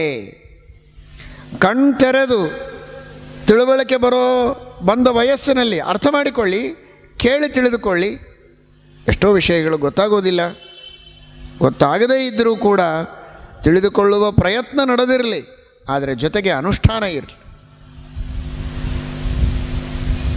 ಎಷ್ಟೋ ವ್ರತಗಳಿವೆ, ಎಷ್ಟೋ ಉಪವಾಸಗಳಿವೆ, ಎಷ್ಟೋ ನಿಯಮಗಳನ್ನು ಸದಾಚಾರಗಳನ್ನು ಹೇಳಿದ್ದಾರೆ ಶಾಸ್ತ್ರದಲ್ಲಿ. ಅದರಲ್ಲಿ ಕೆಲವು ನಮಗೆ ಅರ್ಥವಾಗಿರಬಹುದು, ಕೆಲವು ಅರ್ಥವಾಗದೇ ಇರಬಹುದು. ಆದರೆ ಅರ್ಥವಾದ ಮೇಲೆ ಪ್ರಾರಂಭ ಮಾಡುತ್ತೇನೆ ಅನ್ನೋದಲ್ಲ, ಅಷ್ಟೊತ್ತಿಗೆ ಅದನ್ನು ಮಾಡದೇ ಇರೋದರಿಂದ ಏನೆಲ್ಲ ಅನಾಹುತಗಳು, ಅಟ್ಯಾಕ್ಗಳು ನಮಗೆ ಆಗಬೇಕೋ ಆಧ್ಯಾತ್ಮಿಕವಾಗಿ ಆದಿಭೌತಿಕವಾಗಿ ಅವುಗಳೆಲ್ಲ ಆಗಿ ಹೋಗಿರುತ್ತೆ. ಆಮೇಲೆ ಸುಧಾರಣೆ ಮಾಡಿಕೊಳ್ಳೋದಕ್ಕಾಗೋದಿಲ್ಲ. ಹೀಗಾಗಿ ಯಾವುದು ಹಿತ ಅಂತ ಹೇಳಿದ್ದಾರೆ ಹಿರಿಯರು, ಜ್ಞಾನಿಗಳು, ಶಾಸ್ತ್ರಜ್ಞರು, ಶಾಸ್ತ್ರದ ಆಧಾರ ಇರುವಂತಹ ಹಿರಿಯರ ಉಪದೇಶಗಳನ್ನು ಕೇಳಿ ಆ ರೀತಿ ನಾವು ನಡೀತಾ ಹೋದರೆ ನಮಗೆ ಕೆಟ್ಟದಂತೂ ಆಗುವುದಿಲ್ಲ. ತಿಳುವಳಿಕೆಯಿಂದ ಮಾಡಿದರೆ ಇನ್ನೂ ಉತ್ಸಾಹದಿಂದ ಮಾಡಬಹುದಷ್ಟೇ. ಅವಶ್ಯವಾಗಿ ಉನ್ಮೀಲ್ಯವಾ ನೇತ್ರೆ ನಿಮೀಲ್ಯವಾ ನೇತ್ರೆ, ಕಣ್ಣು ತೆರೆದೋ ಕಣ್ಣು ಮುಚ್ಚಿಯೋ ಅಂತೂ ಈ ಮಾರ್ಗದಲ್ಲಿ ನಡೆದರೆ ನಿಮಗೆ ಕೆಟ್ಟದಂತೂ ಆಗುವುದಿಲ್ಲ. ಇಷ್ಟಂತೂ ತಿಳಿಯಿರಿ, ಎಲ್ಲವನ್ನೂ ತಿಳಿದೇ ಮಾಡ್ತೇನೆ ಅಂತನ್ನುವ ಹಠಕ್ಕೆ ಬೀಳೋದು ಬೇಡ. ಅಷ್ಟೊತ್ತಿಗೆ ನಿಮ್ಮ ಆಯುಷ್ಯ ಮುಗಿದೀತು. ಈ ಅರ್ಥದಲ್ಲಿ ಕವಿಗಳು ಎಚ್ಚರವನ್ನು ನೀಡಿದ್ದಾರೆ. ಪ್ರಸಿದ್ಧವಾದ ಶ್ಲೋಕ ಎಲ್ಲರಿಗೂ ಗೊತ್ತಿರೋದು, ಅದು ಏಕಾದಶ ಸ್ಕಂಧ ಭಾಗವತದಲ್ಲಿ ಕವಿಗಳು ನಿಮಿರಾಜನಿಗೆ ಉಪದೇಶ ಮಾಡಿದ ಶ್ಲೋಕ. ಅದನ್ನು ವೇದವ್ಯಾಸದೇವರು ಉಲ್ಲೇಖ ಮಾಡುತ್ತಾರೆ. ಕಾಯೇನ ವಾಚಾ ಮನಸಾ ಇಂದ್ರಿಯೈರ್ವ ಬುದ್ಧ್ಯಾ ಆತ್ಮನಾ ವಾ ಅನುಸೃತ ಸ್ವಭಾವಂ ಕರೋತಿ ಯದ್ಯತ್ ಸಕಲಂ ಪರಸ್ಮೈ ನಾರಾಯಣಾಯೇತಿ ಸಮರ್ಪಯೇತ್ತತ್. ಸಮರ್ಪಯೇತ್ತತ್ ಅಂತ ಆದೇಶ ಮಾಡಿದ್ದಾರೆ. ಸಮರ್ಪಯಾಮಿ ಅಂತ ಸಮರ್ಪಣೆ ಮಾಡ್ತೇನೆ ಅಂತ ಇವನು ಸಂಕಲ್ಪವನ್ನು ಮಾಡ್ತಾನೆ. ಕವಿಗಳು ಹೇಳುವ ಮಾತು ಬಹಳ ದೊಡ್ಡದಾದ ತತ್ವ. ಭಾಗವತ ಧರ್ಮದ ಬಗ್ಗೆ ಮುಂದೆ ವಿಸ್ತಾರವಾಗಿ ಹೇಳುವವರಿದ್ದಾರೆ. ಆ ಮೊದಲು ಸಮರ್ಪಣವನ್ನು ಹೇಳ್ತಾರೆ.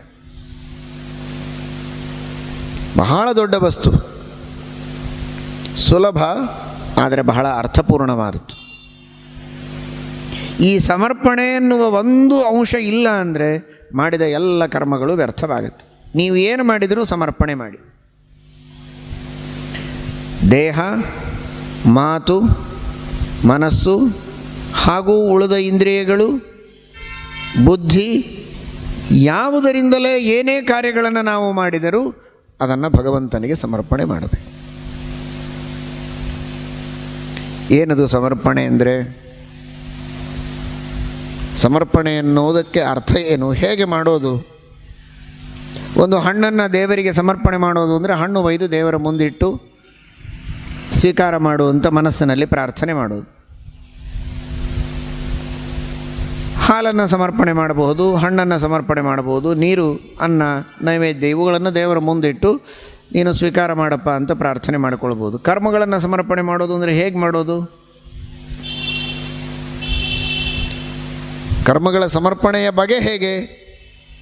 ಅದಕ್ಕೂ ಎಲ್ಲರಿಗೂ ಪ್ರಸಿದ್ಧವಾದ ಶ್ಲೋಕ ನಿಮಗೆ ಗೊತ್ತಿದ್ದದ್ದೇ ಉಂಟು. ನಾಹಂ ಕರ್ತ ಹರಿಃ ಕರ್ತ ತತ್ಪೂಜಾ ಕರ್ಮ ಚಾಖಿಲಂ ತಥಾಪಿ ಮತ್ಕೃತ ಪೂಜಾ ತತ್ಪ್ರಸಾದೇನ ನಾನ್ಯಥಾ. ಈ ಅನುಸಂಧಾನ ಮಾಡುವುದೇ ಸಮರ್ಪಣೆ. ಈ ಕರ್ಮವನ್ನು ಮಾಡಿದ್ದು ನಾನಲ್ಲ, ದೇವರು ಒಳಗಿದ್ದು ಮಾಡಿಸಿದ. ಈ ಕರ್ಮ ಇದು ದೇವರ ಪ್ರೀತಿಗಾಗಿ ಮಾಡಿದ್ದು. ಒಂದು ಹಿಂದೆ, ಒಂದು ಮುಂದೆ. ಹಿಂದೆ ದೇವರ ಪ್ರೇರಣೆ, ಮುಂದೆ ದೇವರ ಪ್ರೀತಿ. ಅದೇ ಸಂಧ್ಯಾವಂದನದೊಳಗೆ ಎಲ್ಲ ಕರ್ಮಗಳಲ್ಲಿ ಮಾಡಿಸುವ ಸಂಕಲ್ಪ ವಿಷ್ಣು ಪ್ರೇರಣೆಯ ವಿಷ್ಣು ಪ್ರೀತ್ಯರ್ಥಂ. ಮಾಡಿದ್ದು ಹೇಗೆ? ದೇವರ ಪ್ರೇರಣೆಯಿಂದ. ಮಾಡಿದ್ದು ಯಾಕೆ? ದೇವರ ಪ್ರೀತಿಗಾಗಿ. ಇಷ್ಟೇ. ಈ ಅನುಸಂಧಾನ ಮನಸ್ಸಿನಲ್ಲಿ ಬಂದರೆ ಅದು ಸಮರ್ಪಣೆ ಆಗುತ್ತೆ. ಶಬ್ದದಲ್ಲಿ ಬಂದರೆ ಅಲ್ಲ, ಕೇವಲ ಈ ಭಾವನೆ ಮನಸ್ಸಿನೊಳಗಿರಬೇಕು. ಆ ಭಾವನೆ ಮನಸ್ಸಿನಲ್ಲಿ ಬರೋದೇ ಸಮರ್ಪಣೆ. ಅದನ್ನು ಕವಿಗಳು ಹೇಳುತ್ತಾರೆ. ಇದೇನು ಮಾಡೋದೊಂದು ದೊಡ್ಡ ಉಪಕಾರ ಅಂತ ತಿಳಿಯೋದಲ್ಲ. ಇಷ್ಟೊತ್ತು ಕೇಳಿದಿರಲ್ಲ, ಶರೀರದಿಂದ ಮಾಡುವಂತಹ ಕರ್ಮ, ಪ್ರದಕ್ಷಿಣೆ, ನಮಸ್ಕಾರ, ತೀರ್ಥಯಾತ್ರೆ, ದೇವರ ಪೂಜೆ, ಹೀಗೆ ನಾನಾ ವಿಧವಾದ ಸೇವೆಗಳನ್ನು ನಮ್ಮ ಶರೀರದಿಂದ ನಾವು ಮಾಡ್ತೇವೆ. ಒಬ್ಬ ವ್ಯಕ್ತಿಯ ಹಣವನ್ನು ತೆಗೆದುಕೊಂಡು ನಾವೆಲ್ಲರಿಗೆ ಕೊಟ್ಟು ನಾನು ಬಹಳ ದಾನಶೂರ ಅಂತ ಹೇಳಿಕೊಂಡ್ರೆ ಪುಣ್ಯವೋ ಪಾಪವೋ? ಹಣ ನನ್ನದಲ್ಲ, ಇನ್ನೊಬ್ಬರ ಹಣ. ಅದನ್ನು ಕಿತ್ತಿಕೊಂಡು ಕಳ್ಳತನ ಮಾಡಿ ನಾನೆಲ್ಲರಿಗೆ ಕೊಟ್ಟು ದೊಡ್ಡ ಪುರುಷ ಅಂತ ಹೇಳಿಕೊಂಡ್ರೆ ಅದು ದಾನ ಆಗುವುದಿಲ್ಲ, ಕಳ್ಳತನ. ಗೊತ್ತಾದರೆ ಅವನನ್ನು ಜೈಲಿಗೆ ಹಾಕ್ತಾರೆ. ಅಯ್ಯೋ, ಇಷ್ಟು ದಾನ ಮಾಡಿದವನನ್ನು ನೀವು ಜೈಲಿಗೆ ಹಾಕ್ತೀರಲ್ಲ ಅಂದರೆ, ಕಂಡದ್ದು ದಾನ, ಆದರೆ ಹಿಂದೆ ಇರೋದು ಕಳ್ಳತನ. ಗೊತ್ತಾದರೆ ಶಿಕ್ಷೆಗೆ ಗುರಿಯಾಗ್ತಾನೆ. ನಮ್ಮ ಪರಿಸ್ಥಿತಿ ಹಾಗಿದೆ. ಶರೀರ ದೇವರು ಕೊಟ್ಟದ್ದು, ಇಂದ್ರಿಯಗಳು ದೇವರು ಕೊಟ್ಟದ್ದು, ಮನಸ್ಸು ಬುದ್ಧಿಗಳು ದೇವರದು, ವಾಕ್ಶಕ್ತಿ ದೇವರು ಕೊಟ್ಟದ್ದು, ಎಲ್ಲವೂ ದೇವರದು. ಅದನ್ನು ಉಪಯೋಗಿಸಿ ನಾವು ಒಳ್ಳೆಯ ಒಳ್ಳೆಯ ಕೆಲಸಗಳನ್ನು ಬೇಕಾದ್ದು ಮಾಡ್ತೇವೆ. ದಾನ ಧರ್ಮ ಯಾತ್ರೆ ಪರೋಪಕಾರ ಬೇಕಾದ್ದು ಕೆಲಸಗಳನ್ನು ಮಾಡ್ತೇವೆ. ಆದರೆ ಎಲ್ಲ ಮಾಡಿದ್ದು ಯಾರಿಂದ? ದೇವರು ಕೊಟ್ಟ ವಸ್ತುಗಳಿಂದ, ದೇವರ ಪ್ರೇರಣೆಯಿಂದ. ಹೇಳಿಕೊಂಡದ್ದೇನು ಅಂತ? ನನ್ನದೇ ಶಕ್ತಿಯಿಂದ ನನ್ನ ಕಾಲ ಮೇಲೆ ನಾನು ನಿಂತು ಎಲ್ಲನೂ ನಾನು ಮಾಡಿದ್ದೇನೆ ಅಂತ ಹೇಳಿಕೊಂಡ್ರೆ, ಇನ್ನೊಬ್ಬರ ಹಣವನ್ನು ತೆಗೆದುಕೊಂಡು ನನ್ನದು ಅಂತ ಹೇಳಿ ದಾನ ಮಾಡಿದರೆ ಹೇಗೆ ಕಳ್ಳತನವೋ, ಹಾಗೆ ಭಗವಂತನ ಸಂಪತ್ತನ್ನೇ ಎಲ್ಲವನ್ನೂ ಉಪಯೋಗಿಸಿ, ಇದೆಲ್ಲವೂ ದೇವರು ಕೊಟ್ಟ ಸಂಪತ್ತು, ದುಡ್ಡೊಂದೇ ಅಲ್ಲ, ಈ ಎಲ್ಲ ಸಂಪತ್ತನ್ನು ದೇವರದನ್ನು ಉಪಯೋಗಿಸಿ ನನ್ನದು ಅಂತ ಹೇಳಿಕೊಂಡು ನಾನು ಯಾವುದೇ ಸತ್ಕರ್ಮಗಳನ್ನು ಮಾಡಿದರೂ ಅದು ಕಳ್ಳತನವೇ, ಅದು ಚೌರ್ಯವೇ. ಟೀಕಾಕೃತ್ಪಾದರು ಭಗವದ್ಗೀತೆಯ ವ್ಯಾಖ್ಯಾನವನ್ನು ಶ್ರೀಮದ್ ಆಚಾರ್ಯರು ಗೀತಾ ಭಾಷ್ಯ ರೂಪದಲ್ಲಿ ಮಾಡಿದರೆ, ಅದಕ್ಕೆ ಪ್ರಮೇಯ ದೀಪಿಕಾ ಎಂಬ ವ್ಯಾಖ್ಯಾನವನ್ನು ಮಾಡಿ ಆ ಗ್ರಂಥದಲ್ಲಿ ಟೀಕಾಕೃತ್ಪಾದರು ಹೇಳ್ತಾರೆ, ಇವತ್ತು ನಮಗೂ ನಿಮಗೂ ಎಲ್ಲರಿಗೂ ಸಂಸಾರ ಎಂಬ ಬಂಧ ಏನಿದೆ, ಸಂಸಾರ ಅಂದರೆ ಏನು, ಮೋಕ್ಷ ಅಂದರೆ ಏನು? ಸಂಸಾರ ಅಂದರೆ ಬಂಧನ, ಮೋಕ್ಷ ಅಂದರೆ ಬಿಡುಗಡೆ. ಮೋಕ್ಷ ಅಂದರೆ ಬಿಡುಗಡೆ ಅಂದರೆ ಸಂಸಾರ ಇದೊಂದು ಬಂಧನ, ಜೇಲ್, ಕಾರಾಗಾರ. ಯಾಕೆ ಈ ಕಾರಾಗಾರದಲ್ಲಿ ದೇವರು ನಮ್ಮನ್ನು ಇಟ್ಟಿದ್ದಾನೆ? ನಾವೇನು ತಪ್ಪು ಮಾಡಿದ್ದೇವೆ ಅಂತ ಈ ಕಾರಾಗಾರದೊಳಗೆ ಬಂಧನದಲ್ಲಿ ಹಾಕಿ ನಮ್ಮನ್ನು ಇಟ್ಟಿದ್ದಾನೆ ದೇವರು. ಭಗವಂತ ಈ ಕಾರಾಗಾರದಲ್ಲಿ ನಮ್ಮನ್ನು ಯಾಕೆ ಇಟ್ಟಿದ್ದಾನೆ ಅಂದರೆ, ನಾವು ಮಾಡಿದ ಅಪರಾಧಕ್ಕೆ. ಅದೇನು ಅಪರಾಧ? ಇದೇ ಅಪರಾಧ, ಕೃತಿಚೌರ್ಯ. ದೇವರು ಮಾಡಿದ್ದನ್ನು ನಾನು ಮಾಡಿದೆ ಅಂತ ಹೇಳಿಕೊಳ್ತೇವಲ್ಲ, ಈ ತಪ್ಪಿಗಾಗಿ ಸಂಸಾರದೊಳಗೆ ನಮ್ಮನ್ನು ಇಟ್ಟಿದ್ದಾನೆ. ಅಲ್ರಿ, ಸಂಸಾರ ಅನಾದಿ ಕಾಲದಿಂದ ಇದೆಯಲ್ಲ, ಈ ತಪ್ಪನ್ನು ನಾವು ಅನಾದಿ ಕಾಲದಿಂದ ಮಾಡ್ತಾನೇ ಬಂದಿದ್ದೇವೆ. ಮತ್ತು ಯಾವಾಗ ನಮಗೆ ಬಿಡುಗಡೆ? ನಾನು ಸ್ವತಂತ್ರ ಸರ್ವಥ ಅಲ್ಲ, ದೇವರೇ ಸ್ವತಂತ್ರ, ಅವನೇ ಒಳಗಿದ್ದು ಎಲ್ಲವನ್ನು ಮಾಡಿಸ್ತಾನೆ ಎನ್ನುವುದನ್ನು ನಾವು ಬರೀ ಬಾಯಿ ಮಾತಿಗಲ್ಲದೆ ಅದನ್ನು ಸಾಕ್ಷಾತ್ಕಾರ ಮಾಡಿಕೊಂಡ್ರೆ, ಮೊದಲು ಕೇಳೋದು, ಆಮೇಲೆ ಧ್ಯಾನ ಮಾಡೋದು, ಅದನ್ನೇ ದೃಢವಾಗಿ ಚಿಂತನೆ ಮಾಡಿದಾಗ ನಮಗೆ ಅದೇ ಸಾಕ್ಷಾತ್ಕಾರವಾಗತ್ತೆ. ದೇವರೇ ನಮ್ಮಲ್ಲಿದ್ದು ಎಲ್ಲವನ್ನು ಮಾಡಿಸ್ತಾನೆ ಎನ್ನುವ ತತ್ವದ ಸಾಕ್ಷಾತ್ಕಾರವಾದರೆ ಆಗ ಈ ಸಂಸಾರದಿಂದ ನಮ್ಮನ್ನು ಬಿಡುಗಡೆ ಮಾಡ್ತಾನೆ. ವಿಧಿ ಬಂಧ ಲಕ್ಷಣೋ ದಂಡ ಅಂತಾರೆ ಟೀಕಾಕೃತ್ಪಾದರು. ಇದೇನು ಸುಮ್ಮನೆ ಬಂದಿಲ್ಲ, ಸಂಸಾರ ಮಾಡಿದ ತಪ್ಪಿಗೆ ಬಂದಿದೆ. ತಪ್ಪನ್ನು ಒಪ್ಪಿಕೊಂಡು ಮನಸ ನಾವು ಭಗವಂತನಿಗೆ ಶರಣು ಹೋಗಿ ಅವನನ್ನು ಸಾಕ್ಷಾತ್ಕಾರ ಮಾಡಿಕೊಂಡಾಗ ಈ ಸಂಸಾರದ ಬಂಧನವನ್ನು ಕಳೆದುಕೊಳ್ಳುವುದಕ್ಕೆ ಸಾಧ್ಯ ಇದೆ ಅಂತ. ಹೀಗಾಗಿ ಇದು ಸಮರ್ಪಣೆ. ದೇಹ ನನ್ನದಲ್ಲ, ತನು ನಿನ್ನದೋ, ಜೀವನ ನಿನ್ನದೋ, ಈ ಶರೀರವೂ ನಿನ್ನದು, ಇಂದ್ರಿಯಗಳು ನಿನ್ನವು, ಮಾಡುವ ಭೋಗವೂ ನಿನ್ನ ಪೂಜೆ, ಎಲ್ಲವೂ ನಿನ್ನ ಅಧೀನ ಅಂತ ತಿಳಿದು ನಾವು ಯಾವಾಗ ಕರ್ಮಗಳನ್ನು ಮಾಡ್ತೇವೋ ಆಗ ಆ ಕರ್ಮಗಳ ಸಮರ್ಪಣೆಯನ್ನು ದೇವರಲ್ಲಿ ಮಾಡಿದಂತೆ ಆ ಕರ್ಮಗಳು ಫಲವನ್ನು ಕೊಡುತ್ತೆ.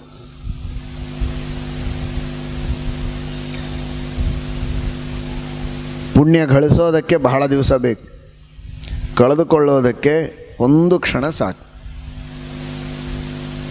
ಸಂಪತ್ತನ್ನು ಗಳಿಸೋದಕ್ಕೆ ಬಹಳ ವರ್ಷಗಳು ಬೇಕು. ಎಷ್ಟೋ ವರ್ಷಗಳವರೆಗೆ ದುಡಿದು ಕಷ್ಟಪಟ್ಟು ಹಣ ಗಳಿಸಿ ಒಂದಿಷ್ಟು ಬಂಗಾರ ಮಾಡಿಟ್ಟು ಕೂಡಿಟ್ಟು ಅನೇಕ ಆಭರಣಗಳನ್ನು, ಅನೇಕ ಪಾತ್ರೆಗಳನ್ನು ಎಲ್ಲ ಮಾಡಿಸಿ ಮನೆ ಒಳಗೆ ಇಟ್ಟಿದ್ದಾರೆ. ಮನೆ ಬಿಟ್ಟು ಊರಿಗೆ ಹೋಗುವ ಸಂದರ್ಭ ಬಂದಾಗ ಬಾಗಿಲ ತೆಗೆದಿಟ್ಟು ಹೋದರೆ ಕಳ್ಳತನ ಆಗಲಿಕ್ಕೆ ಎಷ್ಟೊತ್ತು ಬೇಕು? ಗಡಿಬಿಡಿ ಮಾಡಬೇಡಪ್ಪ, ಪಾಪ 60-70 ವರ್ಷದವರೆಗೆ ಕಷ್ಟಪಟ್ಟು ಗಳಿಸಾನೆ, ನಾವು ಹಾಗೆ ಸ್ವಲ್ಪ ಕಳ್ಳತನ ಮಾಡೋಣ ಅಂತ ಅವರು ದಿವಸ ಒಂದಿಷ್ಟು ಒಯ್ತಾರೇನು? ಅವನು 60 ವರ್ಷ ಗಳಿಸಾನೆ ಅಂದರೆ ನಾವು 60 ವರ್ಷ ಕಳ್ಳತನ ಮಾಡಬೇಕು ಅಂತ? ಒಂದು ಕ್ಷಣ ಸಾಕು ಕಳ್ಳತನಕ್ಕೆ. ಗಳಿಸುವುದಕ್ಕೆ ಬೇಕಾದದ್ದು ಎಷ್ಟೋ ವರ್ಷಗಳು, ಬಹಳ ಪರಿಶ್ರಮ, ಸಮಯವೂ ಬೇಕು, ಶ್ರಮವೂ ಬೇಕು. ಆದರೆ ಕಳೆದುಕೊಳ್ಳೋದಕ್ಕೆ ಏನಿಲ್ಲ, ಒಂದು ಕ್ಷಣ ಸಾಕು. ಶ್ರಮ ಇಲ್ಲದೆ ಕಳ್ಳತನ ಮಾಡ್ಕೊಂಡು ಹೋಗ್ತಾರೆ. ಹಾಗಿದೆ, ನಾವು ಪುಣ್ಯವನ್ನು ಗಳಿಸಬೇಕು ಅಂದರೆ ಬಹಳ ಕಷ್ಟ, ಬಹಳ ಹೊತ್ತು ಬೇಕು, ಬಹಳ ಪರಿಶ್ರಮ ಇದೆ, ಬೌದ್ಧಿಕವಾಗಿಯೂ ಶ್ರಮ ಇದೆ, ದೈಹಿಕವಾಗಿಯೂ ಶ್ರಮ ಇದೆ. ಭಕ್ತಿಯಿಂದ ಮಾಡಬೇಕು, ಅನುಸಂಧಾನದಿಂದ ಮಾಡಬೇಕು. ಇಷ್ಟೆಲ್ಲ ಕಷ್ಟಪಟ್ಟು ಪುಣ್ಯವನ್ನು ಗಳಿಸಿರ್ತೇವೆ. ಕೊನೆಗೆ ಮನಸಾರೆ ನಾಹಂಕರ್ತ ಹರಿಃಕರ್ತ ಅಂತ ಹೇಳಿ ದೇವರೇ ನಿಂತು ಮಾಡಿಸಿದ, ನನ್ನದೇನಿಲ್ಲ ಇದರೊಳಗೆ ಅಂತ ಭಕ್ತಿಯಿಂದ ದೇವರಿಗೆ ಸಮರ್ಪಣೆ ಮಾಡೋದೊಂದನ್ನು ಮರೆತರೆ ಪುಣ್ಯ ಗಳಿಸಿ ಬೀಗ ಹಾಕದೆ ಹೋಗಿದಾಗುತ್ತೆ. ಅದನ್ನು ಎಲ್ಲ ಅಸುರರು ಕಳ್ಳತನ ಮಾಡಿಕೊಂಡು ಹೋಗ್ತಾರೆ. ಪುಣ್ಯ ಕಳ್ಳತನ ಮಾಡೋ ಅಂತಹ ಕಳ್ಳರು ಇನ್ನೂ ಹುಟ್ಟಿಲ್ಲ, ಮಾನವರು. ಆದರೆ ಪುಣ್ಯವನ್ನು ಕಳ್ಳತನ ಮಾಡುವಂತಹ ರಾಕ್ಷಸರಿದ್ದಾರೆ, ಅಸುರರಿದ್ದಾರೆ. ಕಾಣದ ಪುಣ್ಯಗಳನ್ನು ಕಾಣದ ರಾಕ್ಷಸರು ಅಸುರರು ಅಪಹಾರ ಮಾಡಿಕೊಂಡು ಹೋಗ್ತಾರೆ. ನಾವು ಗಳಿಸಿದ ಪುಣ್ಯ ನಮ್ಮ ಉಪಯೋಗಕ್ಕೆ ಬರುವುದಿಲ್ಲ. ನಾವು ಬೇಕಾಷ್ಟು ಪುಣ್ಯ ಮಾಡಿದ್ದೀವಿ, ಪುಣ್ಯವಂತರಾಗಿವಿ, ಸುಖವಾಗಿರ್ಬೋದು. ಮತ್ತೆ ಹುಟ್ಟಿ ಬಂದರೆ ಪುನರ್ಜನ್ಮದಲ್ಲಿ ಸ್ವರ್ಗದಲ್ಲಿ ಅಥವಾ ಮೋಕ್ಷದಲ್ಲಿ ಅಂತ ಅಂದ್ಕೊಳ್ತೇವೆ. ಆದರೆ ಅದು ನಮ್ಮ ಅಕೌಂಟೊಳಗೆ ಇರೋದಿಲ್ಲ.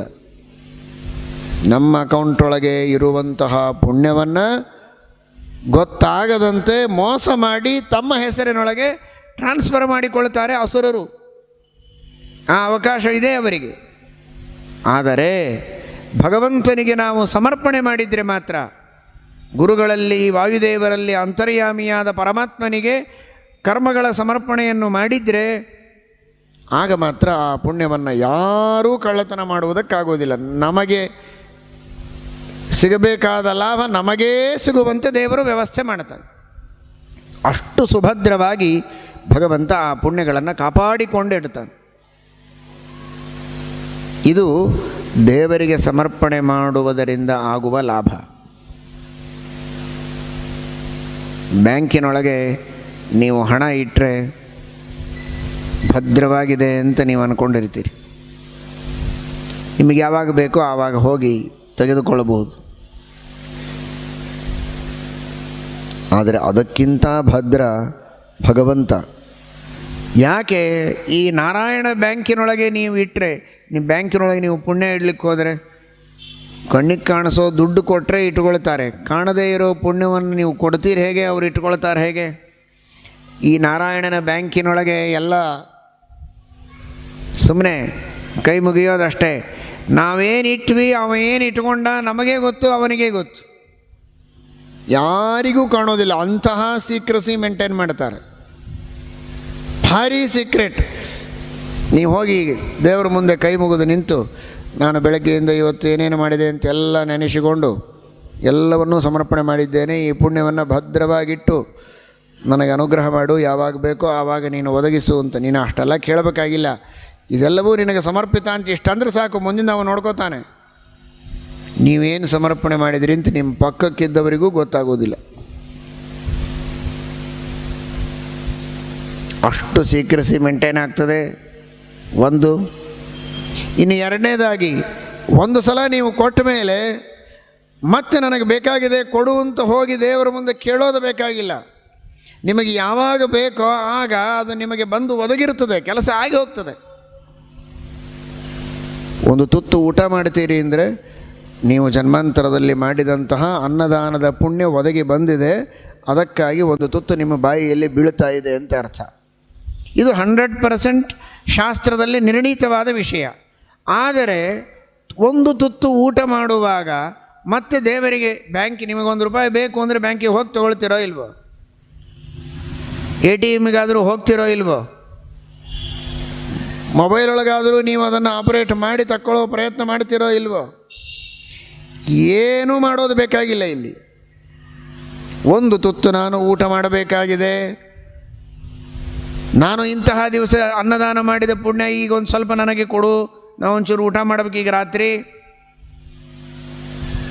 ಇನ್ನೊಂದು ಸ್ವಲ್ಪ ಪುಣ್ಯ ಕೊಡು, ನಿದ್ದೆ ಬರಬೇಕು. ಕೆಲವ್ರಿಗೆ ನಿದ್ದೆನೇ ಬರೋದಿಲ್ಲ, ಒದ್ದಾಡ್ತಿರ್ತಾರೆ.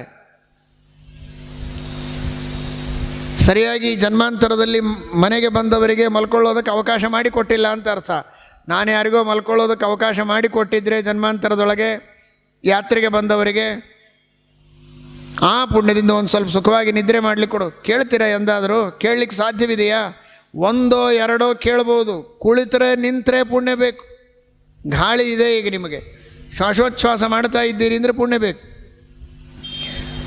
ಹೆಜ್ಜೆ ಹೆಜ್ಜೆಗೆ ಕ್ಷಣ ಕ್ಷಣಕ್ಕೆ ಪುಣ್ಯದ ಅವಶ್ಯಕತೆ ಇದೆ. ಆದರೆ ಅಷ್ಟು ಪುಣ್ಯಗಳನ್ನು ಬೇಡಿ ಬೇಡಿ ಕಾಡಿ ಕಾಡಿ ಭಗವಂತನಿಂದ ನಾವು ಪಡೆದು ಉಪಯೋಗಿಸಿಕೊಳ್ಳುವ ಸಾಧ್ಯತೆ ಇಲ್ಲ. ಆ ತಿಳುವಳಿಕೆಯೂ ನಮಗಿಲ್ಲ, ಆ ಶಕ್ತಿಯೂ ಇಲ್ಲ, ಆಗದೇ ಇರೋ ಮಾತು.